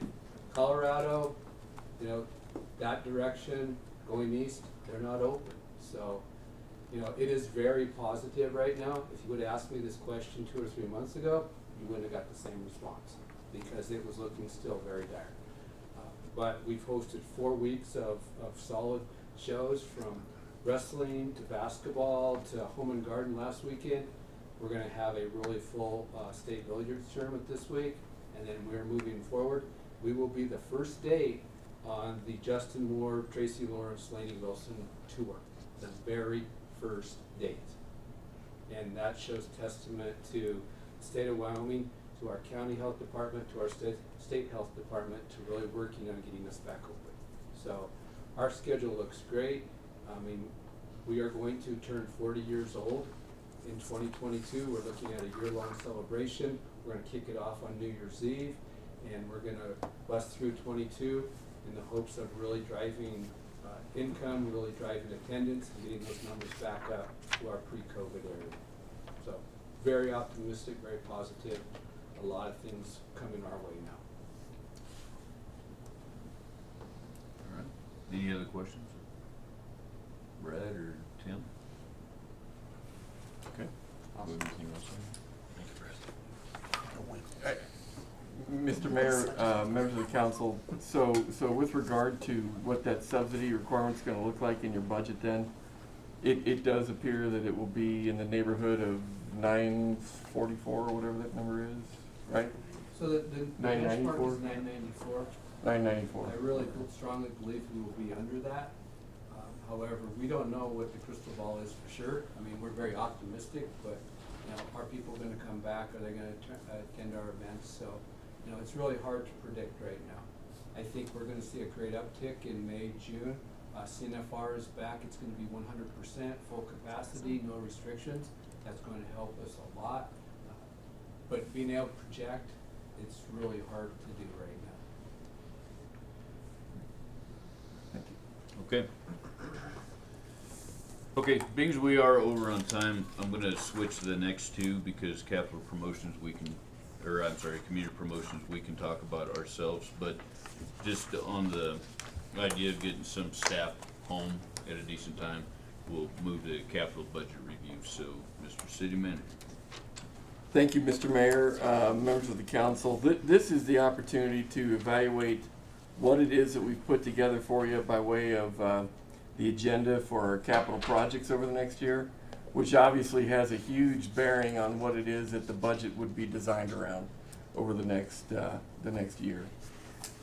We are bringing forward to you a $29 million capital agenda, which is inclusive of not just streets projects and those kinds of things, but also the utilities as well. So that's sewer, water, sanitation as well. Also including plant projects, that will be engaged over the next year also. A couple things I'd like you to remember and understand. We are not asking for anything, with the exception of grants that we're applying for, that doesn't already have cash on hand to fund. So we're not betting on the come. We're not saying, well, if money doesn't come, here are the projects that need to fall off. All of the projects that we're proposing to you, with your blessing, can be funded because the money is on hand. And that's a very unique approach for the history of Casper as it relates to capital agendas and programs that we've presented in the past. And so the policy decisions that you made a year ago have enabled us to do that, and that's a much more tenable position to be in, particularly in light of financial downturns, if in fact that's what we go into. Having said that, 1% is obviously a really critical element of all that agenda, because indeed those dollars are driven with respect to commitments that we've made to the public in the form of the resolution that you passed, nearing 3-4 years ago now, in an effort to, I like to call it, contract with the community in terms of how you said you would spend those dollars. We tried to be very, very particular with regard to the amount of dollars that each department got to be sure that it was consistent with that contract with the public as it relates to 1 cent 16. And so the agenda that you see there is managed and governed by that contract with the public to ensure that we are saying what we said we would do, and we're not going beyond, by the way, the dollars that we actually collected over the last 12 months to make sure these projects could be funded. So anything that you see on that agenda with regard to that funding source are projects that are consistent with the resolution that was passed to support this funding source 4 years ago. Having said that, I want you to be aware too that indeed you will see a number of other funding sources that are building into this $29 million ask of you. We will go over a number of those major projects that kind of dominate the capital agenda for the next year here in just a minute. But you should also know that as it relates to the enterprises, we presented to you kind of a prospectus a number of weeks ago, almost few months ago now, pertaining to the utilities, and we showed you the sort of the spending patterns that we expect to see and those kinds of things. The capital agenda that you have in front of you is consistent with what it was that we presented to you a couple months ago, and the pro formas that we built around those spending patterns.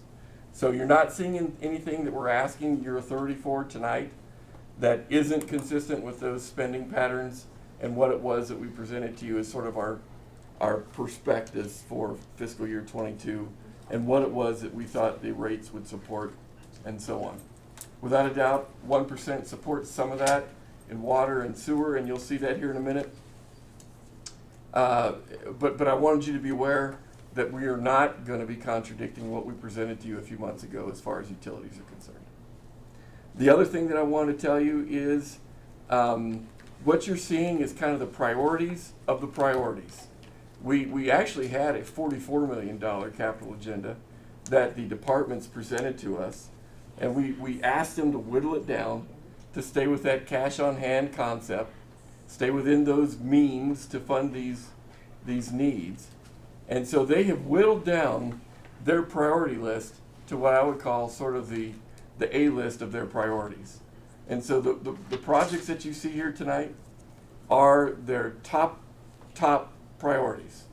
And as you ask questions and as you hear from your departments tonight, you're going to feel that passion with regard to what it is that they've proposed. And so if you see them get teary-eyed about these projects, please know that's straight from the heart as it relates to what it is they're trying to support here tonight. So having said that, I thought what I would do is hit some of the major projects, the major consumers of funding over the next year that we're proposing for your consideration. But also, I would like to turn to some of the departments with regard to some of the projects that are certainly more technical in nature. If you have questions about other projects that are on the list here, I would ask you to please ask your questions. We want you to understand as much as you feel like you want to about any of these projects. We've got a raft of expertise around the table tonight, and we're all prepared to try to be as helpful as we can. If we do need to do more homework, however, we're pleased to do that. And by all means, if you feel like you just can't support the prioritization of these projects and you feel like some ought to just go off to the wayside, we're prepared to take that blow as well. So with that table being set, if it's okay with you, Mr. Mayor, we'll touch on a couple major projects here tonight and drive the rest of the discussion with your questions and other information you'd like to have. I am working primarily from the spreadsheets that you have on top of your project description sheets that you were sent electronically over the weekend. And so for me, I'm dealing primarily from section, let's see, I guess it would be, it's entitled Project Listing by Funding Source, wherein we've got some of the projects listed with regard to each of their buckets of money that they would be funded through. I think I'm going to start with 1 cent, if that's okay, which is kind of in the middle of the spreadsheet here. Because indeed, there's a lot of a public eye on how those dollars are spent, which is understandable. Some of the major projects that will be... Hey, Carter. Please. I'm sorry, can you please, I'm in the general area. What page? Do we have any idea what page? 231. Thank you. Project listing by funding source is where we're at. Pete, do you have a page number on that? It is PDF page 231 to 232, yes. Thank you. Thank you for that question, Kyle. Councilman, I appreciate that. I don't want anybody to be lost where we're at here. Again, kind of looking at the 1 cent stuff. One of the big spend items potentially for fiscal year 22 is with regard to the police station. You'll see that number is in the neighborhood of $3.3 million. That really is meant to be funding that we are setting aside for some of the initial spends that we might see on this project. I'm just in the budget. Certainly, we wouldn't spend any of those dollars without your being comfortable with where those dollars would be spent. But ostensibly, those dollars could be spent on design, they could be spent on land purchase, they could be spent on building purchase. Any number of those categories is what we're anticipating to help this project get off the ground. And certainly I appreciate the council's support for wanting to see this project get off the ground. These dollars would help us do that. Another big number in here is the just over $3 million that would be spent on street improvements, and that's entitled Miscellaneous Street Improvements under 1 cent 16 Street. Just over $3 million we think we could invest in Industrial Avenue, which is right down here in the OID. It's a nasty street, very beat up and kind of narrow. So we think we're going to need to do a full reconstruction on that corridor. Although we don't anticipate, unless we do throw a few more dollars into there, that we could do the whole street from beginning to end, which would be what cross streets, Andrew? Elm to David. We've got under contract already from Spruce to Elm. And Elm to David would be the full street, the full corridor. Okay, thank you. A couple other streets that are going to stand out in your mind too will be Durbin and Walcott, from the downtown basically out through the neighborhoods going south. that's going to be a couple real big projects as well, and obviously impact a lot of residential areas, which is frustrating for a lot of our citizens. But again, highly needed and certainly a high priority. Carter, Please. before we move on from the roads, is that included in the $7 million overall needed for our streets at this time, or is this on top of that? Thank you for that question, Mr. Mayor. If I may, the $7 million is more of a strategic position that we would need to be in from a funding standpoint in order to get further on top of the deterioration cycle that we are burdened by right now. $3 million is only half of that figure. Obviously, it's not even half. And so what I would propose with that figure is that would be our target in terms of future funding with respect to the street infrastructure. I see. Okay? Thank you. Great question. Thank you. Another big number with respect to 1 cent that I think is pretty critical for us is if you go further up toward the top of the page there is at Center Street Underpass project. We've got almost $500,000 set aside there.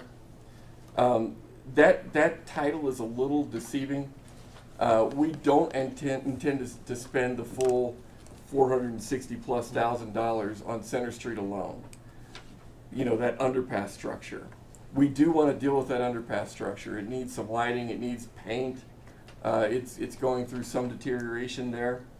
But what we also need to do is work in concert with YDOT with regard to our interface at the interstate, because we do anticipate some work taking place at that junction, and it will be our responsibility to present to them a design with regard to our use of the what I call context-sensitive amenities that they provide funding for. They ask us for a design. We need money to put toward that. We also have that obligation with regard to the interstate exchange at McKinley as well, and also with regard to any other context-sensitive amenities that we would want to leverage into that project on our behalf with a design. And so from that standpoint, we're going to have some work that is going to require funding, and we're proposing that that work come out of this line item right here. Am I missing anything else out of there, Andrew? Is that covered? Okay, okay. But that's obviously a big number as well. Please, sir. I thought we, within the last 5 years, had spent quite a bit of money on that underpass, on the railings and painting and things. Now, did we not get a good job of that, or is this going to be a 5-year recurring expense? Mr. Mayor, Councilman, again, thank you for that question. We really only completed phase 1 of the underpass work, and that was with regard to the railing only. Okay. The railing was threatening a collapse into the street. It was falling over into the street. It was Yeah. terrible. Oh, yeah. Yeah. So all we did in that phase was replace the railing. Okay. This is kind of the second phase of that work, if you will. Hopefully we won't have to do it again for a long, long time. Okay. But I knew we had done, well, and see, it had mentioned in the individual write-up about railing was part of it and things, and I'm going, wait a minute, I thought we just did that. Yeah. So, No, we okay. shouldn't have to touch railing unless we want to paint it a different color or something like that. You know, I hope we don't, actually. Okay. Another big spend is with regard to public safety. You can see police there and what it is that they're proposing for a number of projects and equipment purchases and so on. Some of the biggest ones, of course, are with regard to our what they entitle the marked units. We do use 1 cent money to rotate patrol cars and so forth in and out of the fleet, and we're anticipating $422,000 for marked units. You know, they're essentially coming up on their rotation schedule, as well as an unmarked unit, which also is coming up on its rotation schedule as well. 1 cent provides for our rolling stock in public safety. If it weren't for 1 cent, we couldn't do this without other extraordinary measures being involved. In the public safety vein, let's turn to fire, if we could.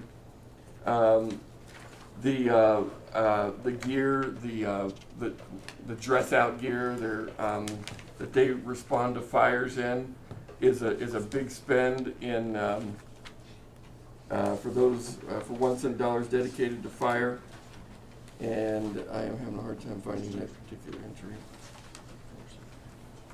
There we go, 460,000. Yes, that is it. That is a big number for turnout gear for the fire department. We are also spending dollars with respect to Station 1, in that they have some immediate needs pertaining to some of the issues that Station 1 is suffering from right now. The flooring is in bad shape. Their kitchen equipment is in horrible shape, and we're trying to inject some dollars into that facility in order to get them through. Indeed, I was really concerned about spending money that would be sunk into a bad facility, because I'd like to come back to you in the next 1 cent cycle in order to replace that facility. And I'm real concerned about throwing good money after bad with regard to investing too much into Station 1 in its current status. Some of these costs, however, I think are just really, really critical. We do use 1 cent dollars for major rolling stock equipment purchases as well. We saw a lot of that take place this fiscal year, which tied us over for the next fiscal year, and so we shouldn't have any major equipment purchases that we'll need with respect to fiscal year 22. Is that right, Jason? Thank you for saying that. Yes, Jason. I appreciate that. Yeah, tears. There's where the tears are coming. Water and sewer is going to get a lot of help with 1 cent. Oh, I'm sorry. I didn't see that. I'm sorry. Before we move on, I noticed that basically your SCBA's, your air packs, Avon is not doing that anymore. What are you going to go to as a replacement? Are you going to Scott, or are you going to somebody else, or where are we headed there? Because that looked like that was a $400,000 project out of 1 cent. Mayor, council members, correct, we'd have to put it out for bid is typically what happens, and there's still, I think, 4 or 5 different vendors throughout the country that would come in and bid on them competitively. So it could be MSA, it could be Scott, it could be Interspiro, whoever would give us the best bid. Now, will this be replacing all of our air packs, or will this only be replacing a portion? And this is, I see a yes over there for replacing all of them, Yes, so, and okay. That's a safety issue, just because we don't want to be mixing. Oh, that's why I was asking, yeah, okay. All the air packs. Very good, and then, let's see, where was it? Well, it's out of reserve, so I'll leave that for later on. The roof on the fire station. So we'll go on. Mr. Mayor, Council, I'm happy to have Chief Solberg address that, because that's a big one too, about 200,000. Even though it isn't out of 1 cent, but that was another question I was gonna ask. Fair enough, fair enough. What's the deal with no warranty? I'll give the history that I know, but I think it predates a lot of us here. That Station 3 is 10 years old. Apparently right after it was constructed, they did start having leaking roof issues. They went to the contractor and apparently even pursued some legal avenues. They went bankrupt, out of business, so it was never repaired after the time of construction. Okay. So what's happened for the next 10 years is essentially a Band-Aid approach, fix here, fix there. And what we did come in last year and ask for funding to repair the roof. And as we got into it with the engineers and contractors, their opinion is it completely needs to be replaced to be able to fix the problem. So we delayed doing any other repairs, and then that's why we're bringing this forward now to do. So even the general went out of business then? Yes, the way I understand it. Now again, I wasn't here when all that happened, but yeah, apparently there were legal challenges to try to get Okay. them to warranty Just- it, and never got fixed. Just curious, because it seems like that's an ongoing issue It is. with, not just with fire, but with government facilities in general, is that would they wind up with problems from construction, and then the people that designed them or built them are never held accountable. That's why I was. And I know Deputy Chief Spicer has had a difficult time even getting contractors to want to bid on it because they don't want to repair it, they want to replace it. Okay. Appreciate it. Thank you, Chief. I read a bunch of this stuff. Good. We're hoping to do a lot of work on irrigation. We've got a lot of turf that we irrigate between the cemetery and the parks. And if you'll notice, one of our entries here in 1 cent 1600 parks is for the just about $500,000 that we're going to be dedicating to irrigation issues in our system. I'm sure Tim would tell you that will not fix us in terms of all of our irrigation issues. And so this will be something that we see happen a lot in terms of the long way that we have to travel before all of our irrigation issues are finally dealt with in total. I don't even want to tell you what that number is tonight, but it's bigger than 500,000 to be clear. I couldn't believe we were hand watering the cemetery. That was crazy. See, the thing that I noticed too is on their one for Parks Irrigation Miscellaneous Improvements, they came in with a weighted score of 792. Yeah, I saw that so too. I was trying to figure out how we got to, boy, Tim, you Because really most of them were like know. 20, 30. Yeah, I thought that one was unique. Thanks, Pete, appreciate it. It's all a competition, I'm telling you. It's He won. Cutting, it's tough. It's very, very tough. Okay. Cry. Do it. That's right. Cry. If I could have Andrew stand up just a minute to talk about water and sewer, that would be great. In terms of 1 cent that you think you're going to be. Okay, Mayor, Council, we $2.5 million at a 1 cent 16 per street for water. I'm sorry. A portion of that's going to go to the Darrington addition. And for those of you who don't know what that is, it's generally east of Beverly Street, south of 12th Street, and just west of Country Club. So that general, and 8th is the northern boundary. So that area in there is going to get their water mains replaced. Those are vintage, probably 1950 water mains. We may have to allocate some of our miscellaneous street money to that project as well to fix some of those streets that are also of the same vintage. So some of that money will also go there. We also have to coordinate with YDOT on the interstate projects that we've already talked about with the enhancements. We've got some water mains as well as sewer mains that cross those that big monstrosity that it makes sense to do it at the same time as YDOT is doing their infrastructure, as well as the water main on Poplar Street between CY and Collins. So that'll give you a good idea of where that $2.5 million of miscellaneous water is going. Miscellaneous sewer, we've got a little more flexibility, but a lot of that will also be going to YDOT and into a co-op agreement with that project for the interstate. We've got Wisconsin between, actually, just south of 12th Street that we need to replace the sewer main on. And we got a lot of point repairs in the big tree areas, manhole replacements, and that kind of stuff. So it sounds like it should go a long ways, but in reality, these things are costing significant dollars to replace. So it gives you a pretty good idea of where we're looking to spend water and sewer money. But happy to answer any questions.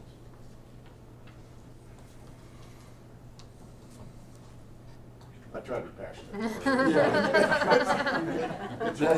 That was passionate. You know, Andrew mentioned water, and that brings to my attention at least a couple things I wanted to bring to your attention as it relates to aquatics.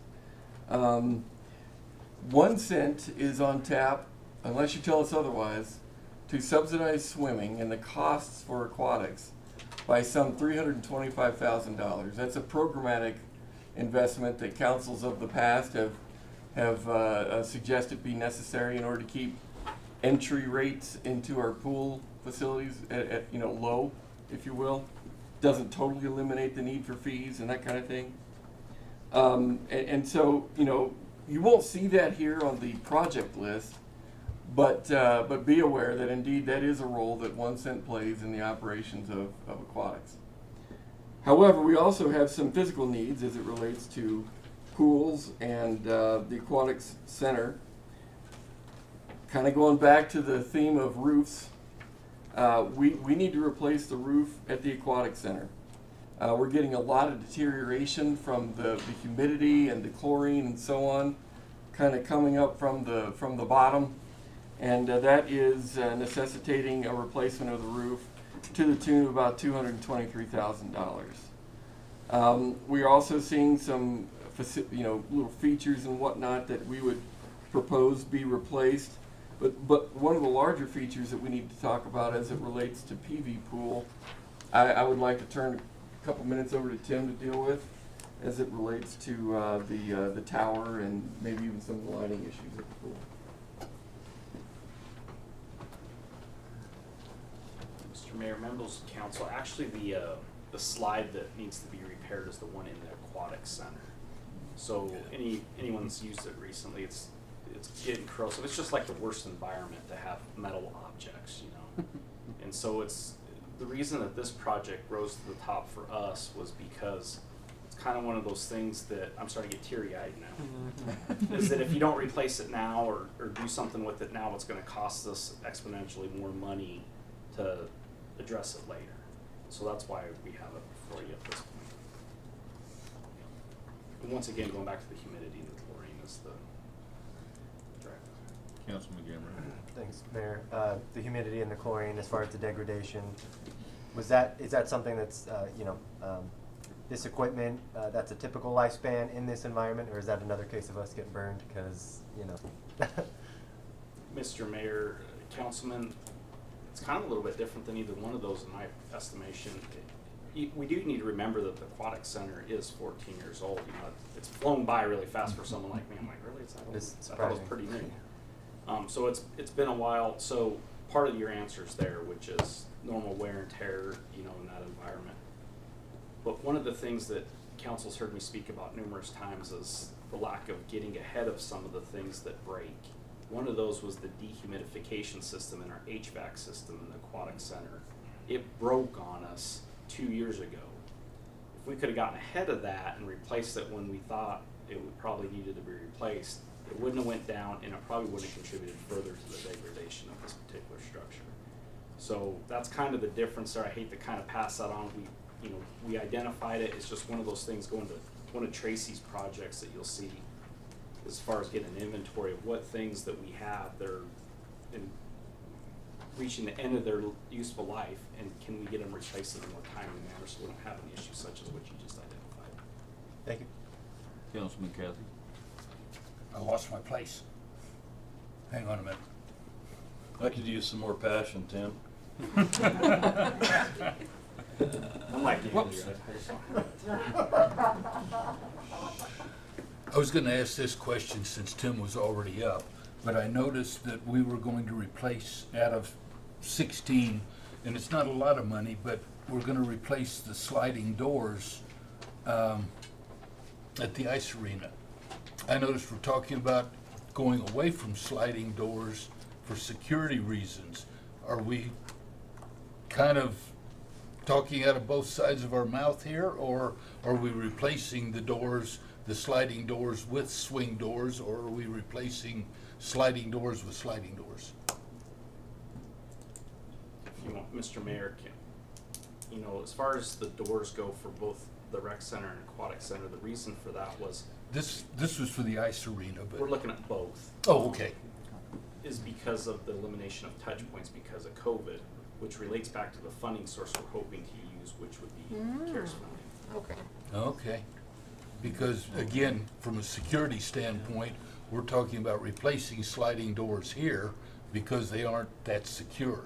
So that was my concern, is that we're taking them out here, but we're putting them in other places, which I think we should be just as concerned about security to a point at some of those places.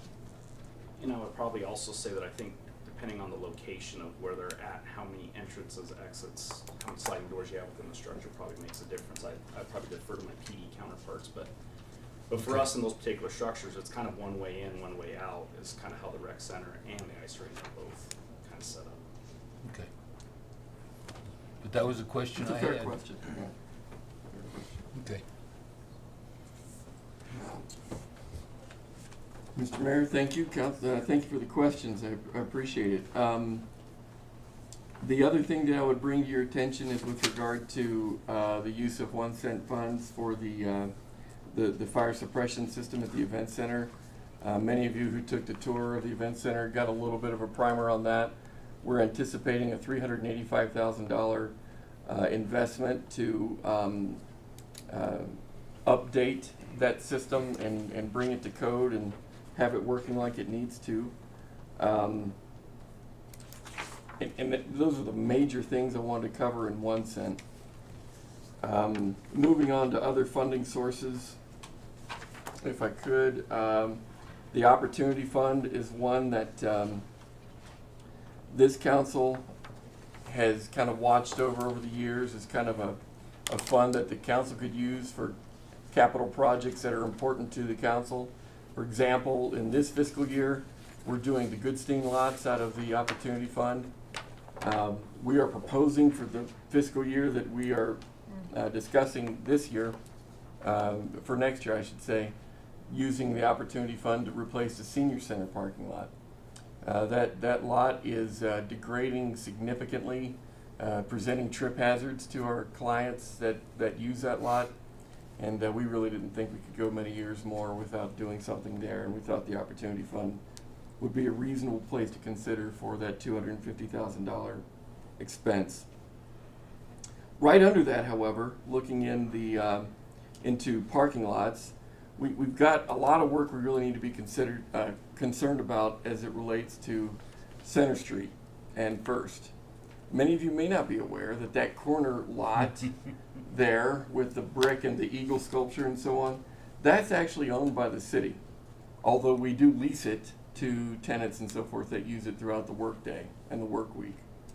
If you've noticed, in this most recent storm, snowstorm, one of the portions of that brick wall fell over into the sidewalk, which is fortunate that nobody got hurt, you know, and those kinds of things, but it was very indicative of the needs that infrastructure has to be dealt with. If you were to go over there now and look at the street surface itself in that parking lot, I think you'd be convinced it was time to get that done. What we're proposing here, however, is a partnership, if you will, with our streets crew and private contractors to deal with the whole facility in total. We plan on contracting out almost $84,000 worth of that work to deal with the brick wall. We want to remove it, given its proclivity to be unsecure and unsafe, and replace that with an black iron fence, if you will, as well as to deal with a lot of the concrete work that needs to be done so that our internal teams can deal with the asphalt itself and basically mill that up and replace that with an overlay. We get a lot of use out of that lot, and with some money coming from the garage actually fund, which we contract both of those out in the same agreement with Republic. We think we can do that for a reduced cost. Carter, is this the lot that's connected to the Casper Building Center? Casper Business Center. Casper Yes, sir. Business Center. Okay. That's right. Yep. Right adjacent to that building. Right. Exactly. Exactly. It's the location of the next big mural too, so it's kind of unique timing. Oh, wonderful.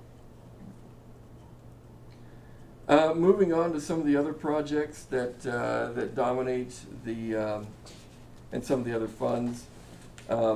Perpetual Care is another fund that we try to pay real strict attention to. I inappropriately attributed a project to Fire Station 1 out of 1 cent. That actually should have been attributed to Perpetual Care. Perpetual Care Fund is the fund that houses a corpus amount of $30 million, the purpose of which is to generate operating income for our recreational assets. We anticipate that interest income to be about $500,000 that we will apply towards the recreational assets and offset those subsidy requirements from the general fund. Obviously, that doesn't go far enough to completely eliminate subsidies. However, we're also anticipating some repayment from loans that the city has done for some of our external agencies in the amount of $726,000 that we believe would be appropriate to spend in some of our other facilities. Station 1, as I've already identified, North Casper Field, wherein we hope to replace 5 of those what I call stadium lights because of their deteriorating condition and they're threatening to no longer be functional. We have more of those that we need to replace, and we hope to do that sort of on a programmatic basis over the next several years, but we would like to invest $200,000 in that regard. Tim already talked to you about the slide tower, and so I would suggest that that's already squared away, unless you have other questions. One of the other projects that's having a lot of entries in the fiscal year 22 capital budget is tied to the Robertson Road Bridge project that the Platte River Trails Trust is overseeing on our behalf. In fact, if you noticed, one of the donor sources of funding that we anticipate coming forward is in the amount of $362,943. That is one of several entries in the fiscal year 22 capital budget to make that project happen. I would tell you that we have also secured, I say we, it's been in partnership with the trust, another $500,000 from the state through what they call their TAP program. That is a program that we have essentially loaned to the trust, in that the city typically has access to those dollars. We have made the agreement for this project anyway to allow for that trust entity to access those dollars to try to help this project be complete. Andrew or Pete, do y'all want to give a little more detail as to how that project is going to be funded and where we're going to be by the end of the fiscal year? I have an exhibit too, just to show you exactly. We have one on your screen as well here. Oh, I won't even pass this out unless you'd like a hard copy of that exact thing. There you go. And the TAP grant is actually going to be in the city of Casper's name, Carter. Sorry? The TAP grant will be with the city of Casper. Oh, it is? Okay, yes. Thank you. But again, the TAP grant is going to be the primary source of income for this. It's about a $1.2 million project. And then I think Carter mentioned the $300,000 that the Platte River Trails Trust is obligated to raise to help fund this. The balance would come from 1 cent 16 allocation for the project. So, unless you have something else that you would like to add. No, just there'll be private donations. There'll be 1 cent 16 funding that was set aside for it, and then also 1 cent 6 or 1 cent 14. So they've held on to some 1 cent funding from years past as well to save up for this project. Very important. Big project. It'll command a lot of money and hopefully be done soon. As far as other funds are concerned, we do anticipate, with your blessing, being able to buy some replacement garbage trucks. You will notice in that section entitled Refuse Reserves that we're anticipating buying 3 garbage trucks, and like other rolling stock, this is a sort of rotation that the trucks we are replacing have effectively come to their turn, if you will, to be replaced. And those are significant dollars, in excess of $1 million in that type of an investment. One of the other things, however, that I was hoping we could spend a touch of time on is with regard to the reuse building that is being proposed out at the landfill facility, and that's in the neighborhood of $400,000 if I remember correctly. 450. Sorry? 450. 450. I'm hoping to get it down to $400,000. Me too, partner. You too. Oh, thank you, Cindy. If it's okay with you, Mr. Mayor, and Andrew, if I could get Cindy to give us a little insight into that project, please. Your Honor, council members, the reuse building was in our 10-year business plan, is to evaluate a partnership with a local thrift store to actually divert usable items from the landfill so other people could use them. So the model looks like some sort of contract. We do a request for proposal, or maybe there's other alternatives, but some sort of who's interested in actually running a thrift store, because we don't have the experience. I mean, the folks that run them in our community do a great job, and most of them we have roll-offs sitting there for them. So they really know what you can resell and what people need. So we don't really know. I mean, I have my opinion about, oh yeah, somebody could use that. But having one-stop shopping at the facility, so if you bring stuff that's usable, you can just drop that on your way up to the Baylor building. So we've got a spot in the transfer station for that. We did have the engineering staff do a cost estimate with a design firm, and it came in at $900,000. And I fell over in my chair, and I said, oh, we can't have it be that expensive. So we did some redesign and came in at $450,000.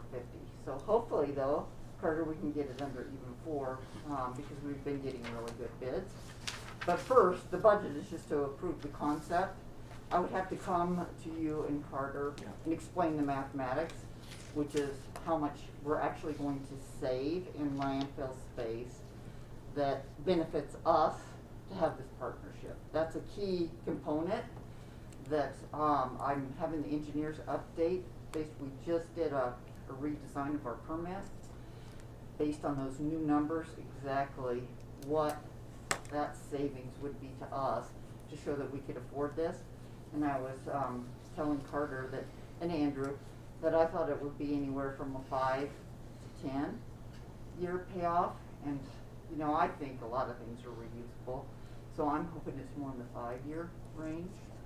So that's basically the concept, is one, you just prove the concept in the budget, and then I come back to y'all and then have the cost benefit analysis with all the math and numbers about how much landfill space we could save and more details of how we would actually put a partnership together.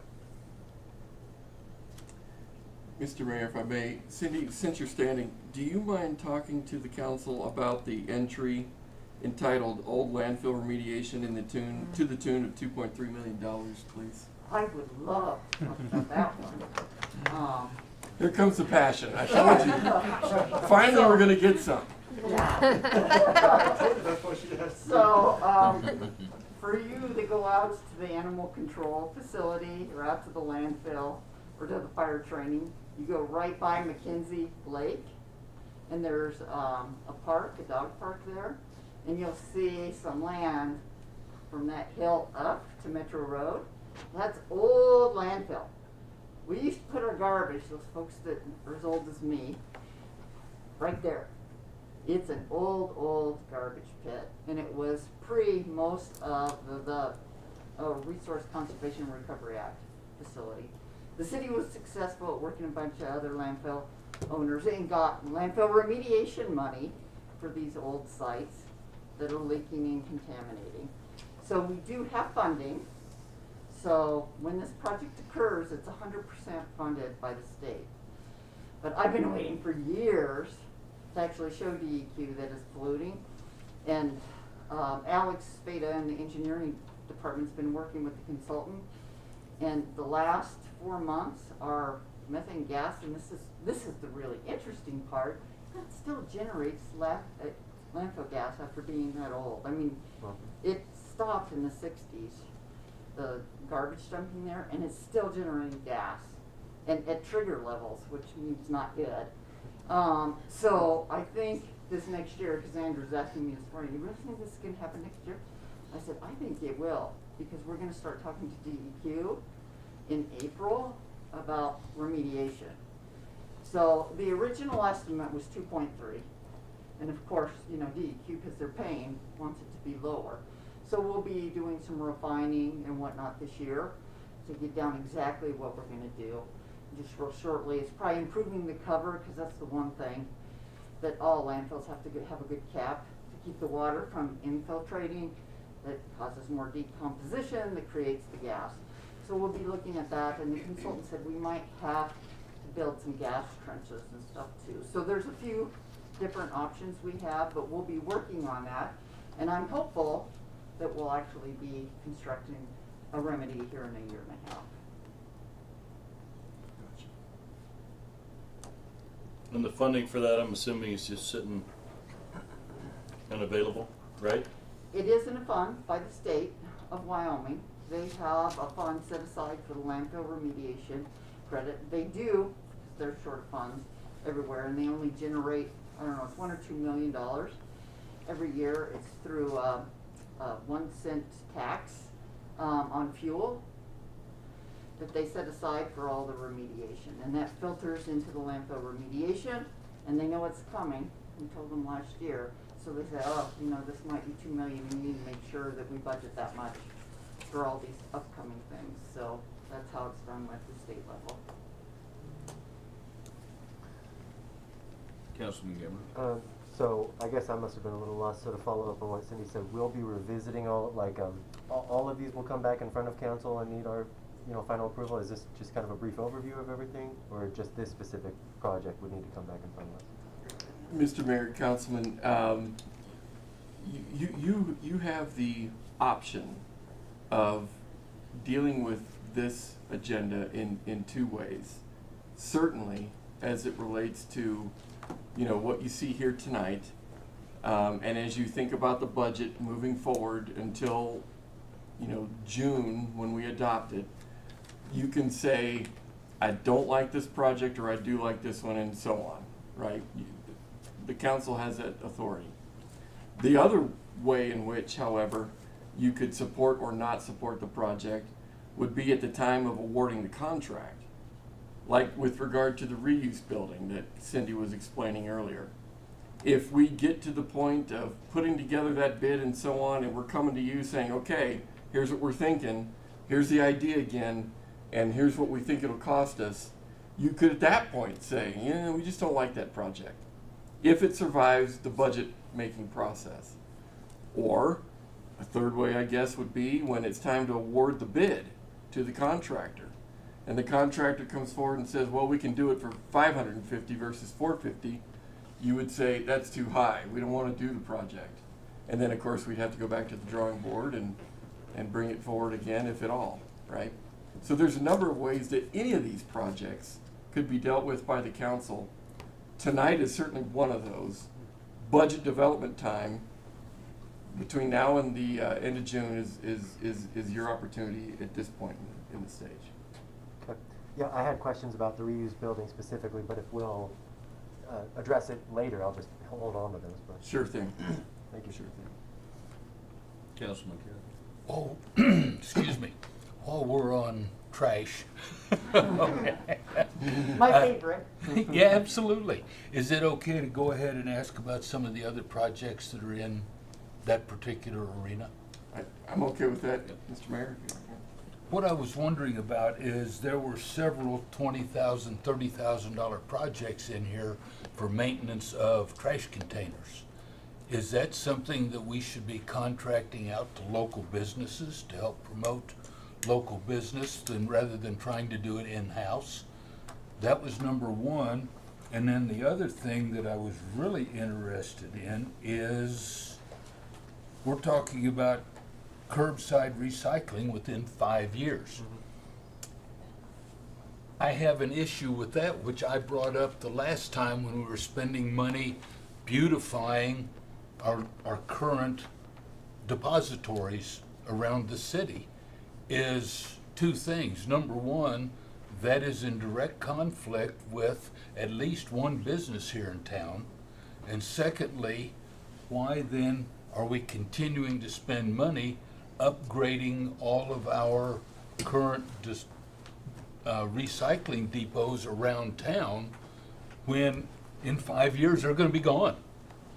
Because we were just looking at spending several $100,000 on that part of it. So I guess I've got back to the recycling program again. I've got big questions about where are we going? Are we going to try to compete with local businesses? And why do we keep pushing this on the expense on everybody, which there's still a good portion of the population that's not gonna recycle, and this really starts to hurt our lower economic level personnel. Or I shouldn't say personnel, citizens. Yeah. Well, Mr. Mayor, Councilman Kathy, I want to take, if I could, the questions in reverse order. That's fine. I just threw them all out there. That's all right. That's all right. That was my shotgun approach. The recycling depots.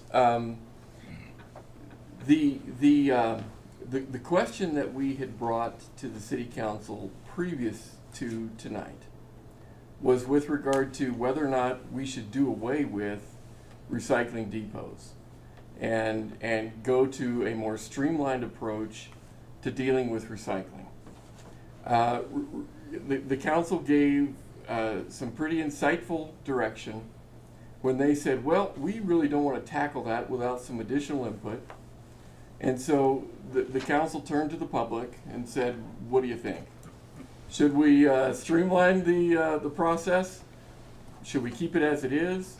Or should we have a variety of hybrids that would change the way recycling is conducted here in the community? Yeah. Certainly, what we didn't tackle maybe as aggressively is the ways in which we could do curbside.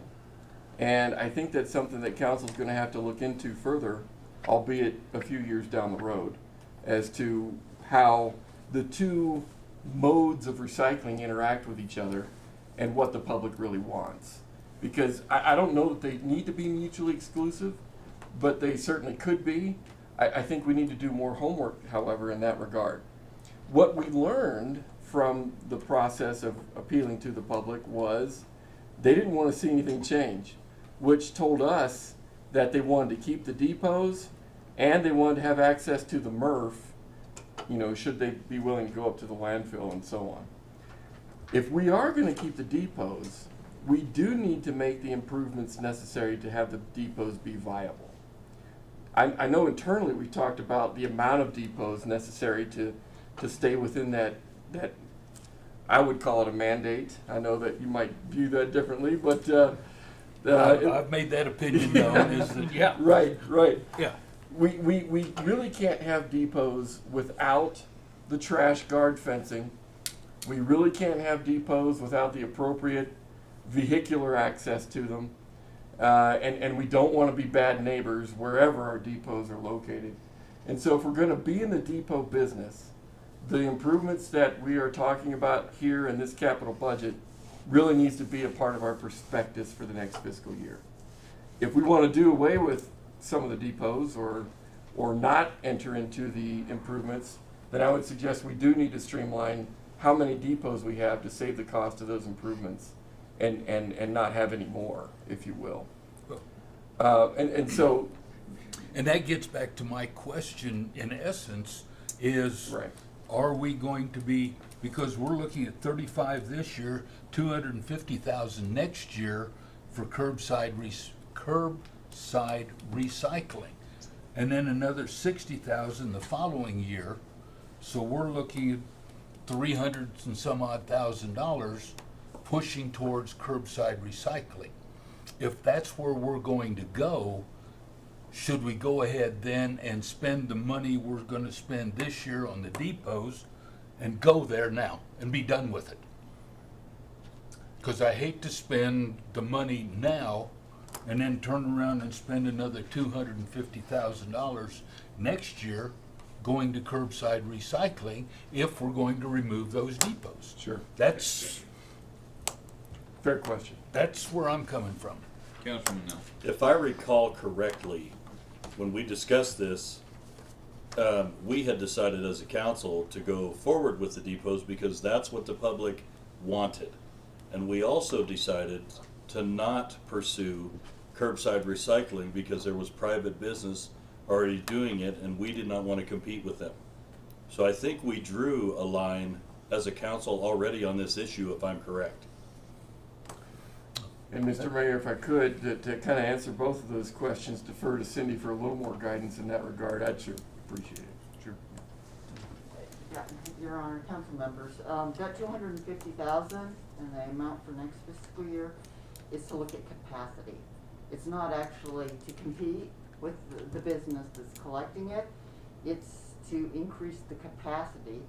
So if they increase their capacity and start getting more and more customers, we can handle the capacity. So that design, if you've been out there before, it kind of looks like the drop down for metals recycling. It would be where you pull in our trucks and drop the materials into a compactor on that lower level. We compact it and that holds a huge amount. Right now we're compacting the plastics and the cardboard where the people who come to the transfer station and drop it off. So if we design this for that extra storage, as much as 100% of people recycling, we could manage the storage of it. So that is really the plan, and it can be implemented over whatever time frame we want to put in it. But that is truly where that line is. It's like, okay, if they do gung-ho, and I just learned this morning that it just changed hands to new owners, which actually that may happen sooner because I think these new owners are going to advertise and do more in recycling, and we want them to bring their materials to us instead of shipping them way off because we're getting the revenue from it. But that's really the plan, is to work towards a plan of handling more and more recyclables coming in. At the bale fill. Exact, the MRF. Right. That's at the transfer station. It's not to compete. Personally, we don't want to be collecting it. We already supervise enough employees. So, you know, having a partnership with the private sector is perfect.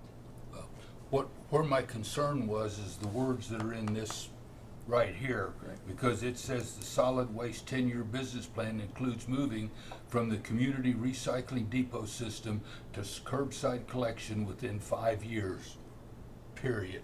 And so that's, to me, that's the plan, and I've got to question that plan as to why we're spending money on recycling depots when this says they're going to be gone in 5 years. And we're going to be competing with the private business. Well, that would literally be in direct correlation to what the city council has guided. No, this isn't in correlation. This No, is it's contradictory to what we had decided as a council. That was my whole point. Understood. Thank you. Yeah. And so, Mr. Mayor, Councilman, I'd go back to my previous statement. If indeed we decide to go in the direction of curbside recycling, in 5 years, I would still tell you, we've got to deal with our recycling depots now, because that's the direction we've been given now. We've got way more homework to do that you know, to be in compliance with that plan that we're not prepared to tell you that we're ready to do. In regards to what Cindy's proposing, she's proposing trying to accommodate the stream that the private sector would generate at the bale fill, at the MRF, versus dipping our toes into going to curbside collection ourselves. And so right now, I would say, we probably are in conflict with that plan for now. Council can keep an eye on that and see if indeed we need to either go in that direction or change our master plan vision. And I would say both options are available to you as we move into the future.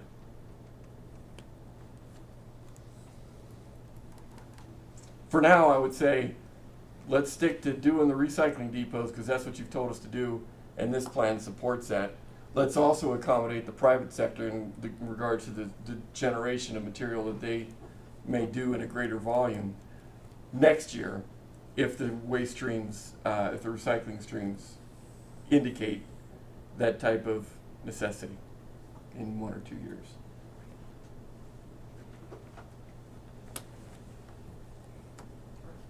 Can I ask a question on that? Councilmember Polk. Thanks. Mr. Napier, I just had a question in regards to what you just said. At what capacity, in terms of the amount of material we're taking in for recycling right now, relative to what capacity we have to process it? Like, where are we operating in terms of are we at full capacity? Are we operating, we still have some capacity to grow the amount of recycled materials that we're taking in? Where is that system currently operating at? Mr. Mayor, if I could, Councilmember Pollack, take a crack at that, and then Cindy, of course, can fill in some blanks. I would tell you that the MRF is not beyond capacity now. In fact, we are just really starting to receive those materials through the depots and so on into that facility. In reality, that facility is designed to deal with the depot system and the self sort of transportation, if you will. With regard to a private sector explosion of curbside delivery, we would need to go in the direction that Cindy just described of being able to deal with that additional stream of material, in that it would truly be an additional stream of material beyond what the depots have the capacity to produce. Mr. Mayor, Cindy, would you add anything beyond that? We do have 3 months of experience under our belt, and just me watching them, we're probably at 25 to 40% capacity with the volume coming in right now with the depots. So if those waste streams actually improve with people self-hauling to the MRF and the depots, we can handle it. So pretty easily.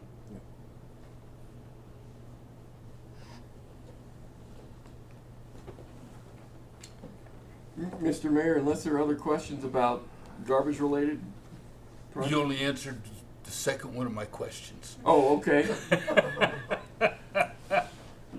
Please. My first one was about should we be contracting out the maintenance on our containers? Thank you. That's right. We did leave that out. Could I direct that? Go ahead, Cindy. You bet. Your Honor, council members, currently right now we have 1 full-time employee, and he does all the labor. That is truly the materials that we buy. On the residential side that you probably are all familiar with, the wheels, the handles, and then when they get old, breaking from the arms. So those materials to repair those things are the cost of it. It's not the employee's wage. So, I mean, a private consultant could do it, and I could certainly have that other employee do something else, but we do have a dedicated employee. So they do all the residential repairs. So if you have a broken handle or wheel and you call us up, we schedule it and come out and fix it. On the commercial side, he also does all the sandblasting. We have a sandblasting bay in there, and we blast them when they get all rusty. Blast them, re-weld them. So all the welding materials, all the paint, all that is that container repair and refurbishing cost to extend the life of that material. And again, if the council decided to contract that out, we just have an employee that is currently doing it. So the question becomes, Mr. Mayor, Cindy, Councilman, whether or not we believe the private sector can do it cheaper for us than 1 employee and the materials that we have into it. And so we can certainly look into that, but I would probably suggest that that's not likely, you know.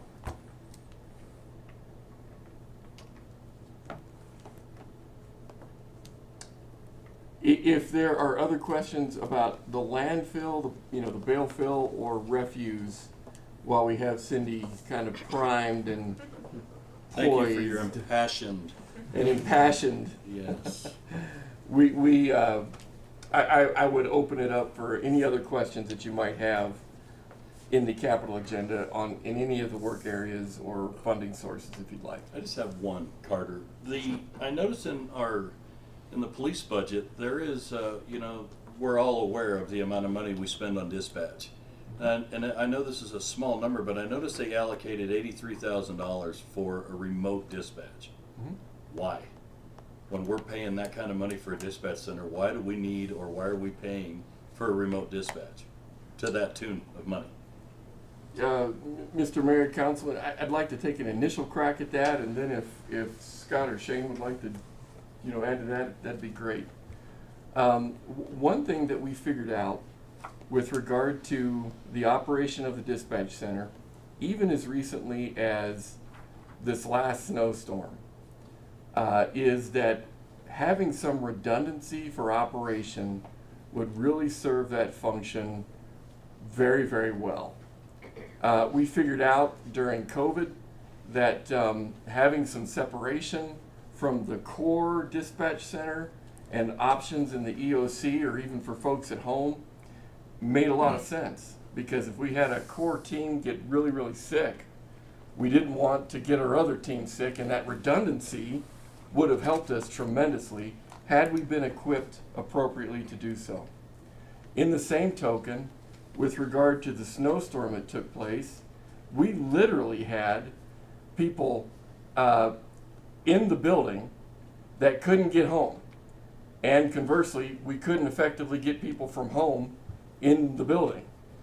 But because we couldn't do remote work for that level of service, we were at a bit of a standstill, and we had to pull resources and plows and everything else to get people, from their homes all the way into the dispatch center and vice versa. Remote dispatch would have helped us a ton had we been able to build that redundancy prior to those two events occurring. And so we're suggesting that investing a little bit into some, remote hardware and equipment and software and so forth would prepare us for the next instance of that redundancy being helpful to us. That makes sense to me. Thank you for clarifying. You betcha. You betcha. Can I ask a follow-up question? Councilmember Pollock. When I toured the dispatch center, I thought that I saw a few units that were purchased with CARES Act funding for that purpose. Is this a expansion of that program, or is this in fact that program that says federal funding source? So is this coming from CARES Act, or can you elaborate on that? Mr. Mayor, Councilmember, I would say it's a completion of that project, that program in concept. I've got a couple guys in the back here that can be very, very technical with us in terms of what all that includes. You defer to Spicer? Oh man, I'm disappointed. No, go ahead. Go ahead. Mr. Mayor and council members, so that is an expansion. So we typically have a team of 5, and right now we actually have a team of 4. So we have a supervisor and 3 dispatchers. So if we were without a full team, that whole team could dispatch from home. During COVID, we did have a team that actually went down with COVID, or were not actually had COVID, but they were quarantined. So at that point, they were in the command bus, but they're all within the same area, so they're not separated by 6 feet. So people had to stay home, and we weren't able to dispatch fully. So this is to get us up to par on that. Up to par in terms of being able to run the entire dispatch remotely if necessary? If necessary, yes. And that would outfit a whole team. Thank you. Answered it. I'm done. Good. Good. Again, I'd open the table for any questions that we have on any of the projects in front of you. I had one question about the Hogadon adding on to the snowmaking. Are they going to wind up having the water to be able to do that? because I know that's been an issue in the past, is just trying to get Park and Boomerang open. They run out of water. Yeah. And so putting all of these other spots in, I realize it's a matter then of moving guns around, but will they have the water to be able to utilize these spots to open up these other areas? That's the question I've got to wonder about.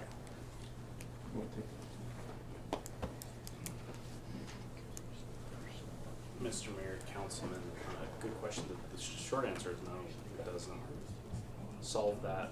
The project and scope is supposed to be a lot larger because of budget constraints and the fact that Hogadon has no 1 cent money allocated to it. We can't do what you have represented in front of you is just that small piece that we can do to get the current fencing that is broken replaced so we don't lose ground. With what you got in front of you, we're not actually gaining any ground with regard to snow music. Well, what I was getting at was the power lines, the pedestals, the hardware, so to speak, for additional snowmaking points.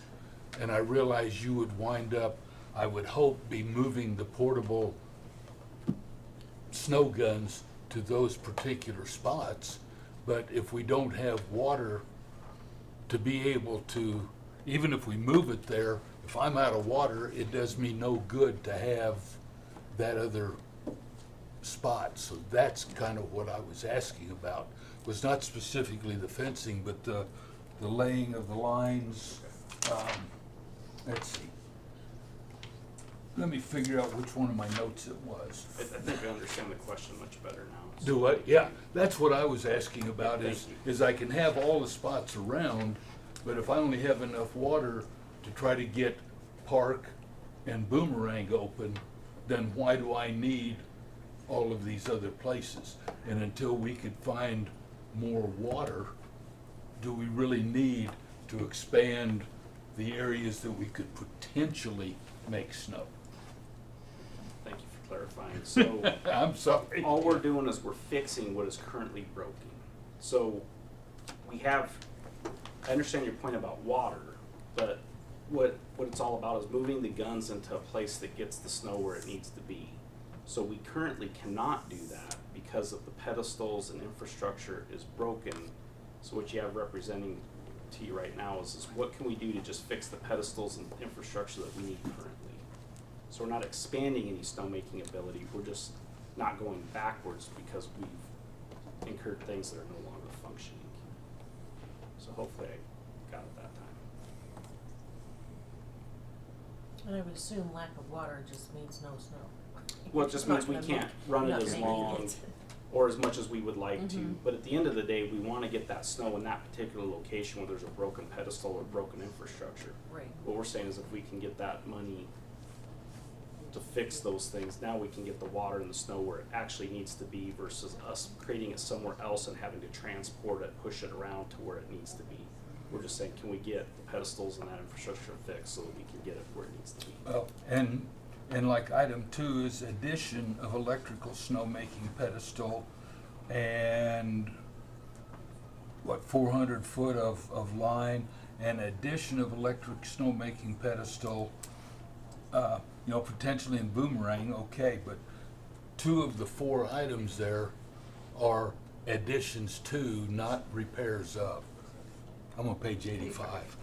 And what I was kind of saying in my first answer is the price tag associated with all of the items on that list is much larger than what we're proposing right now. What we're saying is because there is no 1 cent money allocated for Hogadon, we didn't have a funding source to go to actually get that funding. So what we did is we said, what's the bare minimum that we need to just fix what we got broken that we know of now? So there is no additional things going to happen. Okay, so items 2 and 3 won't be in there. Okay. Yeah, I think they're in that 2023 column. Oh, gosh, sorry. Yeah. Quite possibly so, but I still, think that's, so. even regardless of when they do it, that still becomes my question is, we have no water to make snow. Councilman Nell. Carter, one last question. And I'm a big fan of Did I see an Hogadon. allocation for $11,800,000 for a pool to be determined? For some reason, that's sticking in my brain over the 400 million pages I read. 11. I don't remember. I'll say I don't remember seeing that. You're gonna make me go to work. That should have been on It's one not, of those it's pages. not popping, it's not popping in your brain as I say it? Well, Mr. Mayor, Councilman Nell, you may be reading kind of into the out years of the capital Okay, was I? plan. Okay. And that's quite possible. I just remember it sticking in my head and I was gonna ask you about it. Yeah, and I would tell you, it would be really, really challenging for me to recommend another pool. Well, and that's what I was thinking, that's why I wanted to ask you, so. Yeah, fair. If it's in our future projections or whatever, that's a different story. Well, yeah, absolutely. Thank you Yes. very much. Thank you. Actually, that would have been for your site pool, because the pool. Yeah, it could have been. I just remember it being in my brain and I was like, Years ago, when they started closing pools and things, they were talking about. well, last year we couldn't keep all the pools open, it was one of the things, so. I know. That's why it kind of. All right, do we have any other questions? Mike Cedar, and then another one will be over on the east side, and going to just 3 pools in the city. So, okay, just as a. No, I knew that. Okay. Do you have anything else? All right, well, Mr. Mayor, members of the council. Sorry, I guess I do have one more. I apologize. I know everyone's getting ready to go.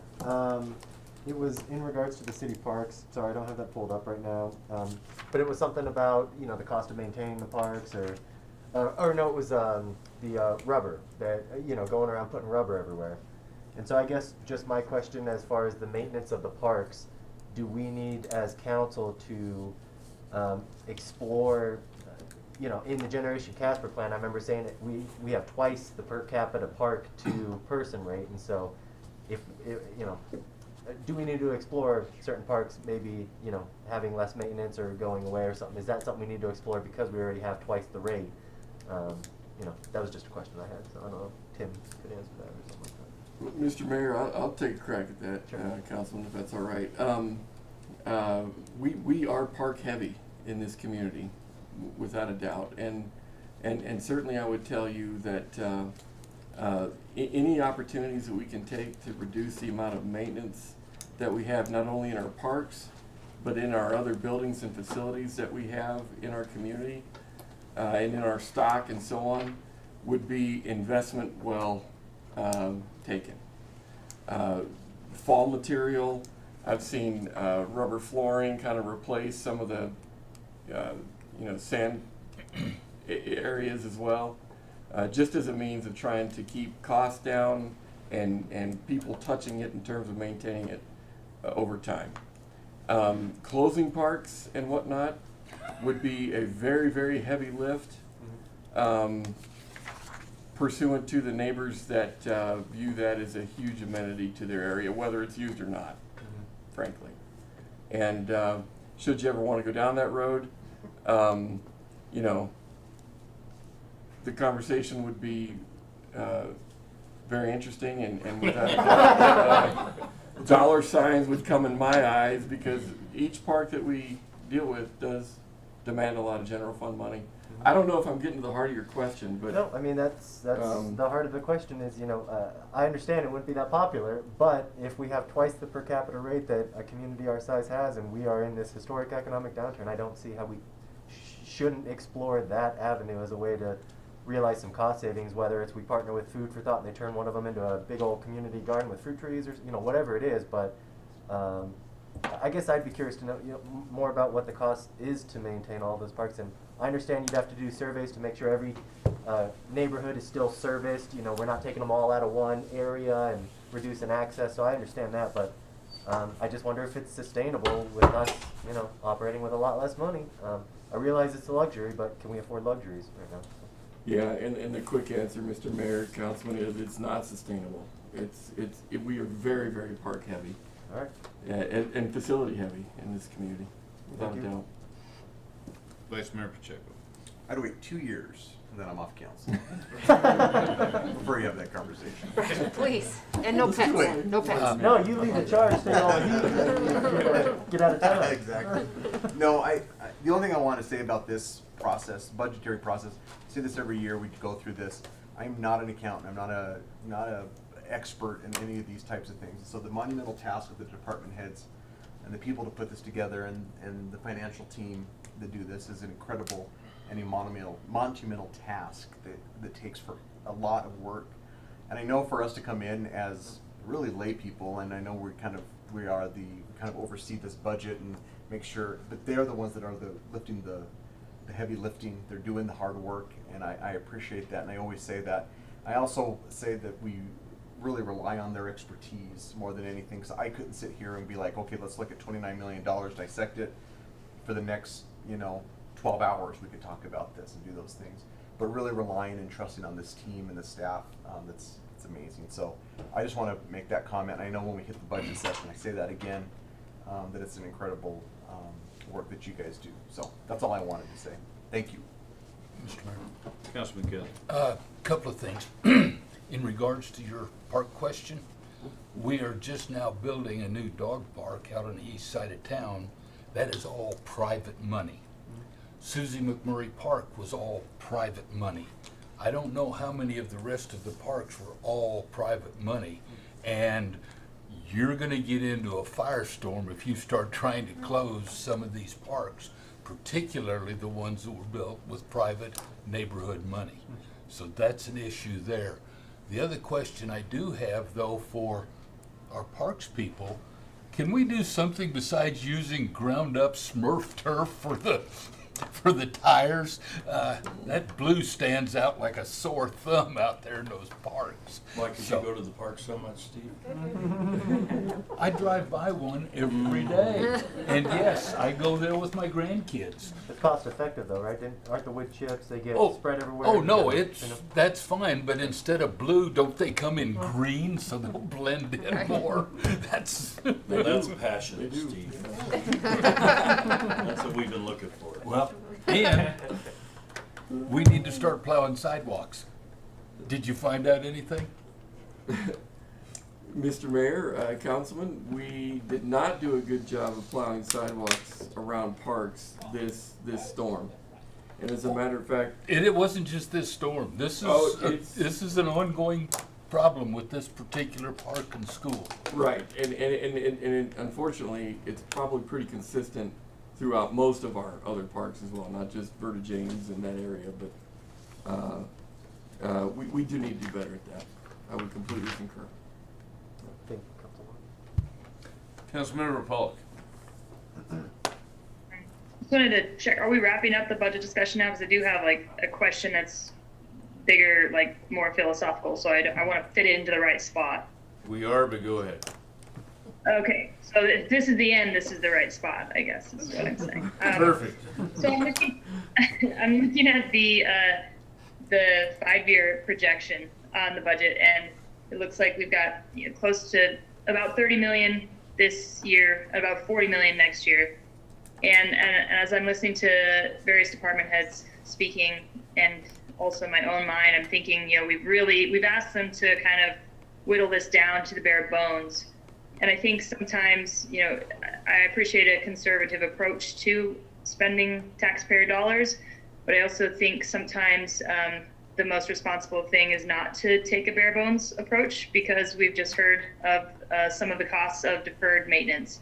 And that'll be costs for folks to deal with, for us to deal with next year or the year after, or future councils to deal with. And so I guess my philosophical, overarching question, maybe to department heads, are there things that you've taken out of this budget in an effort to save us money today that will ultimately end up costing us more money in years down the road that we really should be looking at now?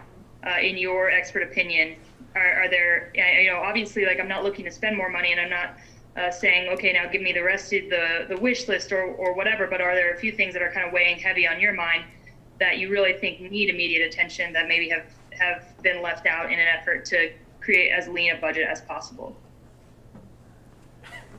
Can I take a crack at that? Councilmember Pollock, who paid you to ask that question? I see a lot of tears against the back wall right now. The tears are starting now. Thank you for the question, though. It's a good question, absolutely, and without a doubt, streets comes to mind as just a huge example. we could certainly spend more money on buildings and things that are needed there. One of the projects that we didn't talk about today is Life Steps. They've got a roof project that's been deferred for a number of years that, with your blessing, we're finally going to get to be able to do. We do not have the funds necessary to deal with crumbling infrastructure in the way that we really should. That's the honest truth. However, I would tell you that as a part of the budgeting process, I've asked some of the department heads, and you know, all the department heads are going to hear it now, that if indeed they do have capital projects that they, you know, would like to squeeze in at sort of the tail end of this discussion, meaning the budget discussion, which is obviously a larger discussion than what we're covering tonight, you're going to see some of those things come forward. Andrew was telling me about the $238,000 he'd like to see come to finish out Industrial Avenue. 288. Oh, right. See, he feels like he got a pass just now. 288. That would help us finish out the rest of Industrial Avenue, or some of those pieces and parts that may fall to the wayside. And I'm inclined to want to support that. But just in that aspect alone, we're talking another $300,000, right? So the answer to your question is yes, there are a number of those projects.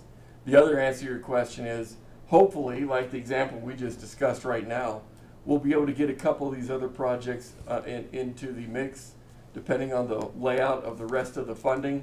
Tonight we're only talking about the capital side. We haven't even dealt with operations yet, which is ginormous, obviously. And with that, we would want to bring those to your attention so that you wouldn't be caught off guard or surprised with regard to what it is that we're trying to get done as well.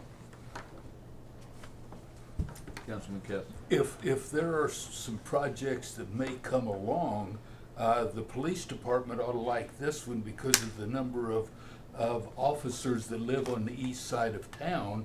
It would be very nice to mill and overlay Centennial Hills Drive from Outer Drive up past where the mini mart is, because there is several potholes that I thought I was going to lose the back end of my truck in right now after the snow is melted. Have you tried our Casper 311, sir? There's an app for that. Yeah, there's an app for that. You need to tap that app. You know me and apps. Mr. Mayor, I just had to throw yeah, that no, in. that's So fair. it's kind of- And the last thing I want to do is repair some of the county's roads. Yeah, no, this isn't a county road, Yeah, it's a city street. But yeah, our emergency vehicles would love that. They would love it. Yes, indeed they would. As would all of us, actually. So, But anyhow. fair enough. Fair enough. Is there any other questions? Is it possible that we can get some more information on the reuse facility, just so we understand? Yeah, I was gonna a ask little bit more myself. what's gonna happen? Absolutely. Yeah. Okay. We can do that. Right now? Not really. No, we got one more thing to do, so you got about 20 minutes. Thank you, everybody. Thank you very much. I appreciate it.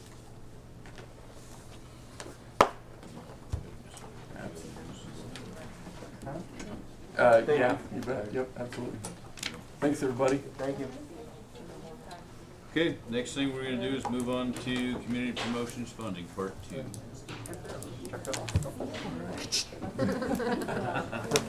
I'm good with it. Oh, look, we just spent $23 million in the time it took us to talk about an ice plant. All right, let's It's all in perspective. Perfect. $20,000 here, so. Let's not be just to the. Basically, that's us. We averaged everybody's opinions, so. That's what it should, exactly. Exactly. Yeah. Except for it seems like some people don't understand how to total Sorry. 25,000, but No, we'll see. that's Here's right, we're in Well, I that. know some of these run a little long, but you have to understand during budget stuff, it's gonna take longer. There's gonna be questions, there's gotta be clarity.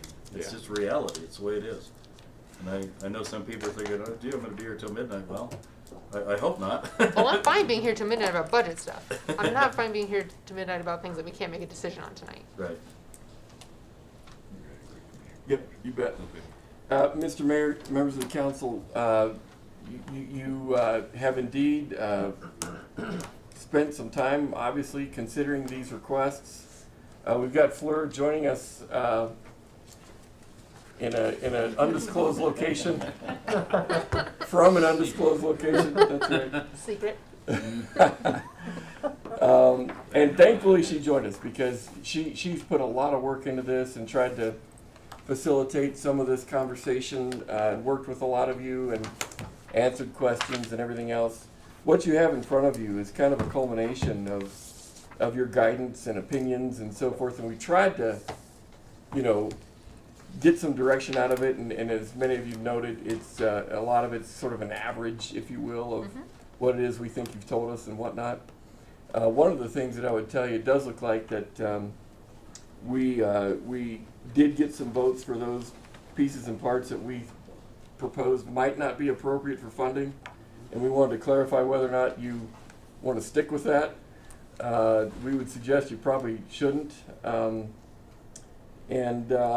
nonetheless, if there are questions, if this does not reflect the will that you think is appropriate, that's exactly why we're here tonight. But $25,000 is what's at stake unless you decide to increase that or lower it.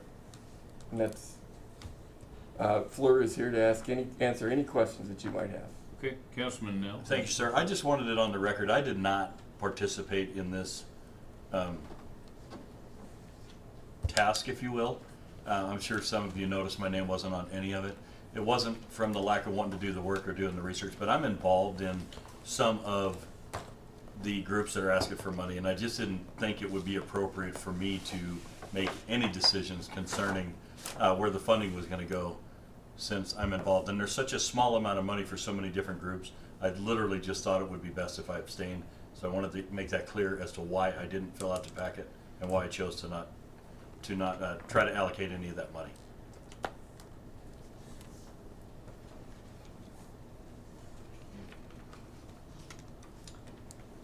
Councilwoman Lutz. I hate to ask this because I feel like Fleur is not going to like this proposal. But would it be possible for us to take away the money that we've said, you know, no, these guys shouldn't be getting money, yet, you know, we, through accident or just not paying attention, voted to give them money. So could we take the $359.53 and then the difference, because obviously we're not to a total $25,000. So could we take the $359.53 and the difference to get us to $25,000 and just equally split it amongst the groups that we are awarding money to and call it a day? What page are you on in the agenda or in the packet? Is that appropriate? I abstain, but is that appropriate to give everybody the same when you have some that might need it more than others? No, they're already getting their own set amounts. I'm not saying the same in total. I'm saying the same in our difference. So it'd be, what, roughly $293 plus $359. I'm not even calculating, but whatever that is. Separate that. Exactly, between the remaining groups. So they're still getting their same amounts that we've already allocated. Would you separate that 293? Is that what you're saying? Exactly, the $359, because we've been advised to not award that money, and yet we did. So the $359, sorry. I can give you an exact amount, just that way it's easy and clear. 907. 4 stays. That's an alternative proposal would be that we just keep that money for the general fund. There you go. And that'd be fine as well. What we allocated. Yep, you don't need to give the full $25,000 if you don't want to. So it's easy just to put that, just not award that. All right. I think. Yeah. No. I'm happy either way. I'd say remove the $359.53, and then I would comfortable with what's on the page. Yep. You good with it? I'm good with it.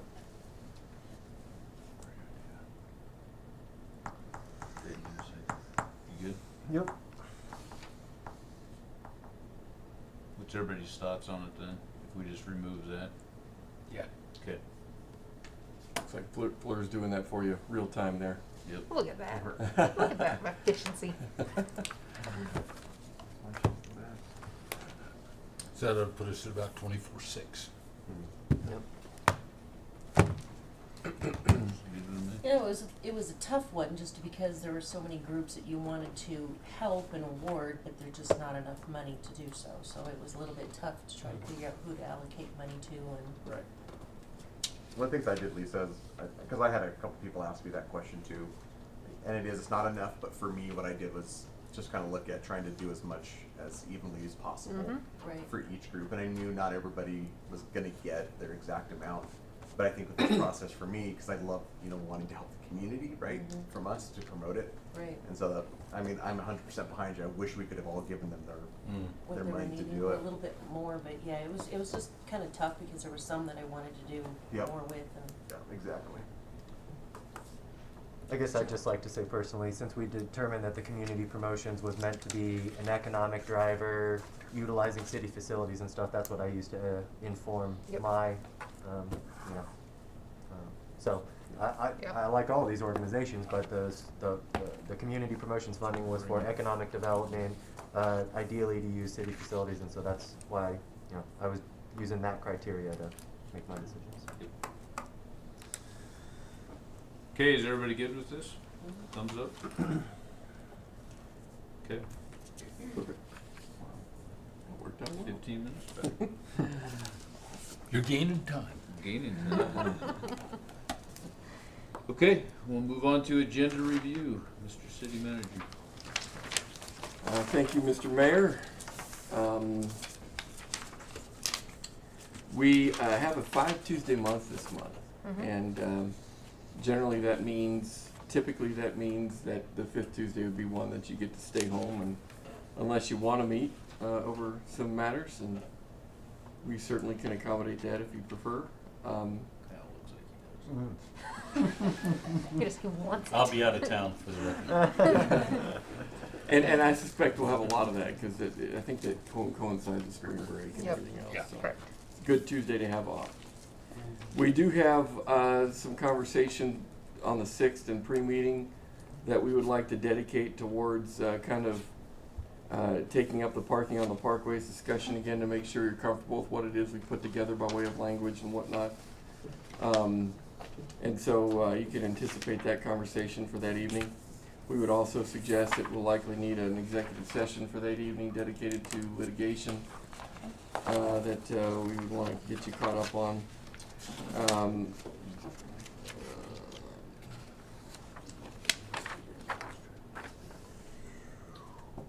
Beyond that, there aren't a whole lot of issues of major need for the rest of that evening on the 6th.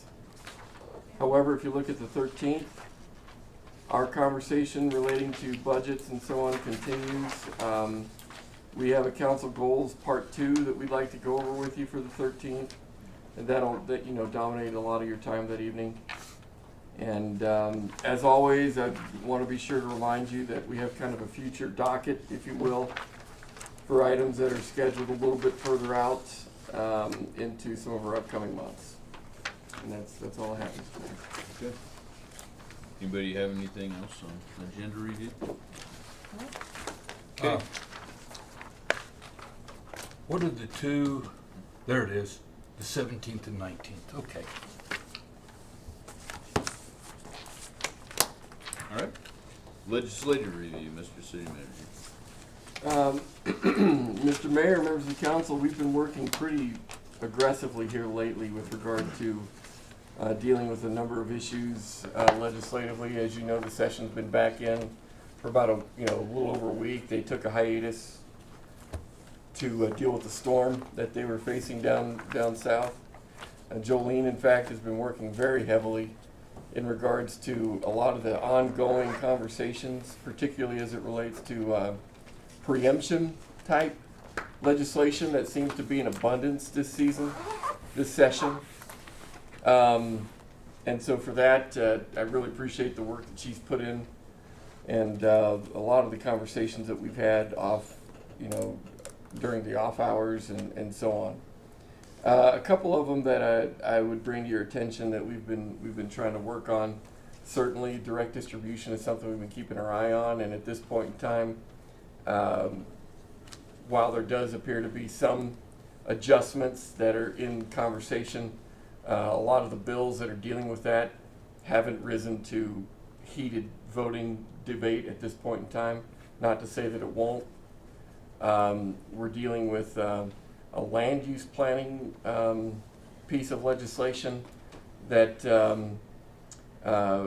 devalues land use master plans and is attempting to take those out of the conversation with regard to local decision making, and so we've been really concerned about the implications there. We've also been focusing on legislation dealing with the ability of cities and towns to manage their utilities on a local level, at a council level, and in our cases in a regional board level as well. And so that conversation came to some bit of a precipice this afternoon, this morning. And we're very anxious to see how that goes. And in fact, we're suggesting that that item be tabled so that that discussion can be evaluated a little further. Beyond that, Jolene, you want to? I just got word that that's not possible. Sorry, Your Honor, Counsel. I just got word that that's not possible to table that. So we submitted an amendment. And I do have to say our attorney's office and our planning office has been outstanding in doing this, so we just submitted an amendment. Don't know if that's going to go through. I asked Representative Sweeney if a no vote would be forthcoming. He said the only way we're going to get a no vote out of the majority out of the House is if we have a really good argument of why they should vote no. And that's on the property rights. That's on the property rights. We're not going, if it does pass, the cities and towns will not have much opportunity to, it's purely property rights. So, besides saying more, we can't table it. So it's either the amendment goes through that Craig and Wallace worked on, or it's a no vote. And it's doubtful we'll get the no vote. So hopefully, cross your fingers on the amendment. Representative Sweeney will be helping put the amendment forward. Councilwoman Lutz. Two questions real quick. So on the property thing, because I know that last time around we had talked about this, we're like, there's this weird thing at the state where all of a sudden they were like, cities shouldn't be able to hold on to property. Basically, if they're not going to immediately use it, they have to divulge it to the private sector. Is that what we're talking about? Mr. Mayor, fortunately, Councilwoman, that is not what we're talking about. Yeah. What we're talking about is kind of a bifurcated approach that the legislature is taking. One of which deals with de-emphasizing the use of land use master planning, comprehensive master planning, as it relates to making ordinance decisions pertaining to zoning in a community. Okay. And it's an odd piece of legislation because indeed statute requires in a lot of cases that land use planning be an element of a local decision-making process. And so I don't understand it. The opponents to land use planning and maybe planning in general is trying to organize it under this vacuous property rights, very broad rallying cry, which we think is far more effective at protecting property rights, so that I don't have a rendering plant built next to my neighborhood, if you will. And that's obviously an extreme case, but so that's the conversation that we're trying to work against right now. We put together a really, I thought, a really solid opinion piece about it, and I'm not sure why the interest is to, trade citizen-driven planning and input for Cheyenne-based mandate. It makes me sick, frankly, but that's what it looks like it's shaping up to be. Just a follow-up, really quick. So I guess, and maybe this just isn't being said down there, but I am very confused because I feel like the things that I am getting, like from, just general media coming out to me is like, hey, like, we're passing these things to, like, basically free ourselves from federal control so that, like, the state of Wyoming is the one making the decisions. We're not getting stuff shoved down our throat from the federal government. But what is the point if that's their focus and then they're turning around and the other things they're focusing on are taking the control from us to keep it at the state level? Like, is that just not being discussed? Because I would imagine, like, individuals in, like, Liberty Party, like, I don't want to say that, but, like, can they not see like the disconnect? Or is that just all of us citizens and I guess they just don't see it? Well, and Mr. Mayor, Council, I would definitely suggest that that is the argument that needs to be made loud and clear.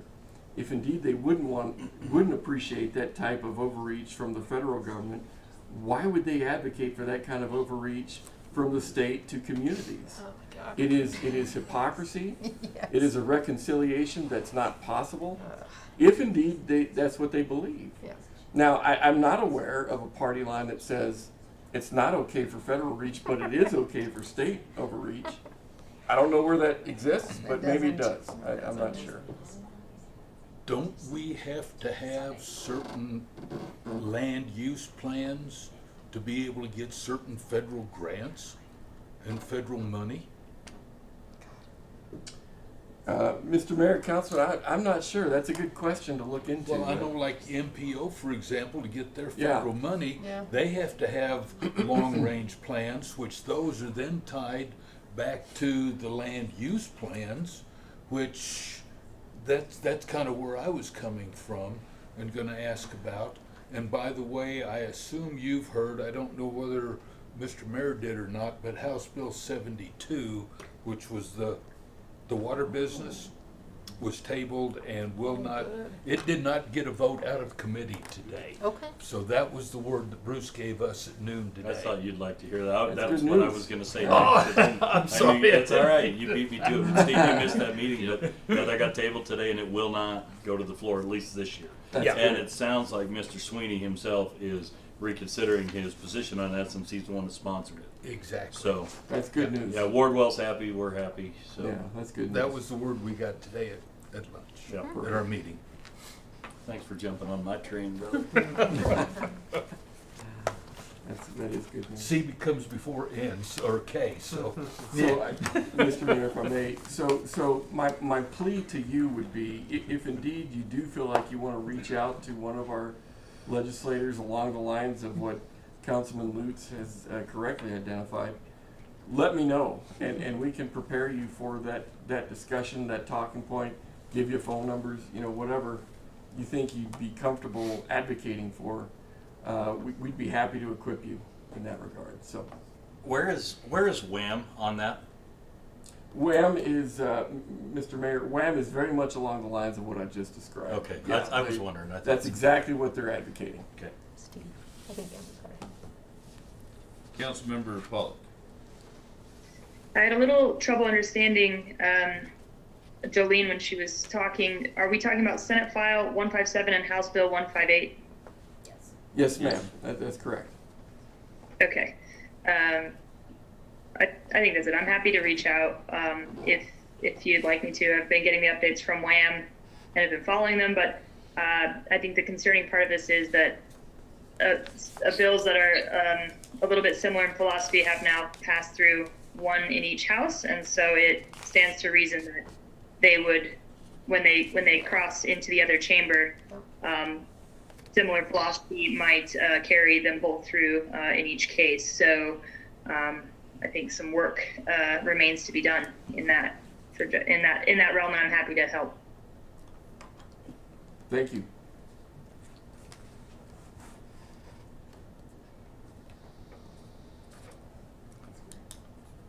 And that's all I have. That's it? Yep, thank you. Okay. We'll council around the table. Councilmember Pollock. I think I spoke enough tonight. I don't have anything else to say. All right. Councilwoman Lutz. Nothing tonight. Councilman Cathy. Since I've stole Councilman Nell's thunder, I'm good. Councilman Nell. It's about time somebody did. Just a couple things. Housing Authority Board meeting this week. They seem to be in just fantastic shape right now. They're getting ready in July to break ground on their new 60-unit piece. And financially, though, I think things are in really good shape. And I know they would want me to tell people if you are having housing needs, which we are going to be having some displaced folks here soon enough, that you can certainly reach out to them, and they have funding available to help you.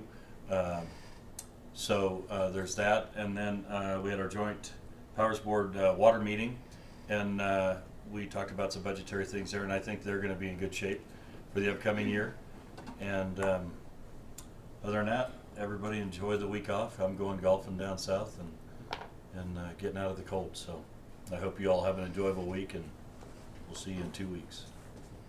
Councilwoman Ingridson. I have nothing tonight. Councilman Gamble. I don't have anything. Senator Pacheco. Well, I'll break the chain. Just a couple of things. LGBTQ council met on Friday, so that was a very productive meeting. They're talking about Safe Place, which I think they had asked. I don't know if you had met with the chief about the Safe Place. Well, yeah, out of Seattle. Yeah, I talked to him, and so they were just wondering about an update. I didn't, obviously. So if you'd had an opportunity, maybe you could report or let them know about what your discussion was with that chief. Does that make sense at all? So that was brought up, and I handed it off to the chief to look into it. Perfect. So I think that's what they were. Okay. Maybe that was the confusion. Yeah, was. we haven't got anything back. Okay, perfect. I'll set that. That's why I looked at Shane, and Shane looked at me like, "What are you talking about?" Well, when they asked me about Safe Place, I'm like, I kind of have this blank stare on my face. I'm like, I don't know. But we'll update you more on Safe Place as that continues on. Had Catsy on Monday, and so I did that in person. That was a meeting, and then on Thursday is the Casper Council for People with Disabilities, so I'm looking forward to that meeting and several things on that docket, but I won't bore everybody on it, but I'll update you guys as that goes. And I know Amber had some really good ideas I think she's going to bring up down the road about some of the, I'm not going to put you on the spot, Amber, right now, but just fantastic ideas on bus stop and maintaining that, and I think which would help people with disabilities as well. So I think that's a fantastic idea, and that's all I got. And I am going to be out of town. I will not be golfing anywhere fun. I will be in Green River, Wyoming. Where? Hey. Green River. So. Yeah, I won't trade. Not this. Yeah. So anyway, that's all I got. Okay, I didn't go to Regional Water because I had visited Casper. I want to thank Amber. She hosted the OYD meeting over at Backwards yesterday. That was a very, very good meeting. So, and then the only other thing is I attended Friday retired fireman Martin Sullivan's funeral. It was actually kind of cool to go see that because it was Old Home Week with all the last generation, I guess, the firefighters. And nice. It's nice to see a lot of those guys. So, but Martin spent the last 12 years with my stepmom, and he was a heck of a guy. So I just want to put that out there that another good one lost. So that's all I have for tonight. Sure. Thank you. I do have one question. Is there anything you want me to bring up to the CPU advisory board in the morning? Let me get back to you on that. Can I get back to you on that? Meeting's at 7 o'clock in the morning. Oh. I don't think so. 6:30. Okay. I don't think so. Thank you, though. You pulled the short straw on that one.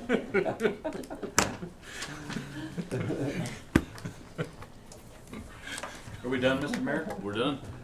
If you're up early, you can text me. Oh. There for a while. Absolutely. Our meeting Thank you, everybody. 11:30. Like Oh, really? consistently. Like I it's like back got a to little back worried because to I had back. questions. You'd be like, I don't want to be here till midnight. Chief. Oh no! Yeah, no. I've been through 1,000 super late meetings. I'll gladly do it, but I feel like when we start spinning our wheels, sometimes it has to be like. We're stopped. actually out of here right on the money. Yeah, no, we did good. Is that clock right? No, it's an hour back. I'm gonna change it right now. Yeah, it's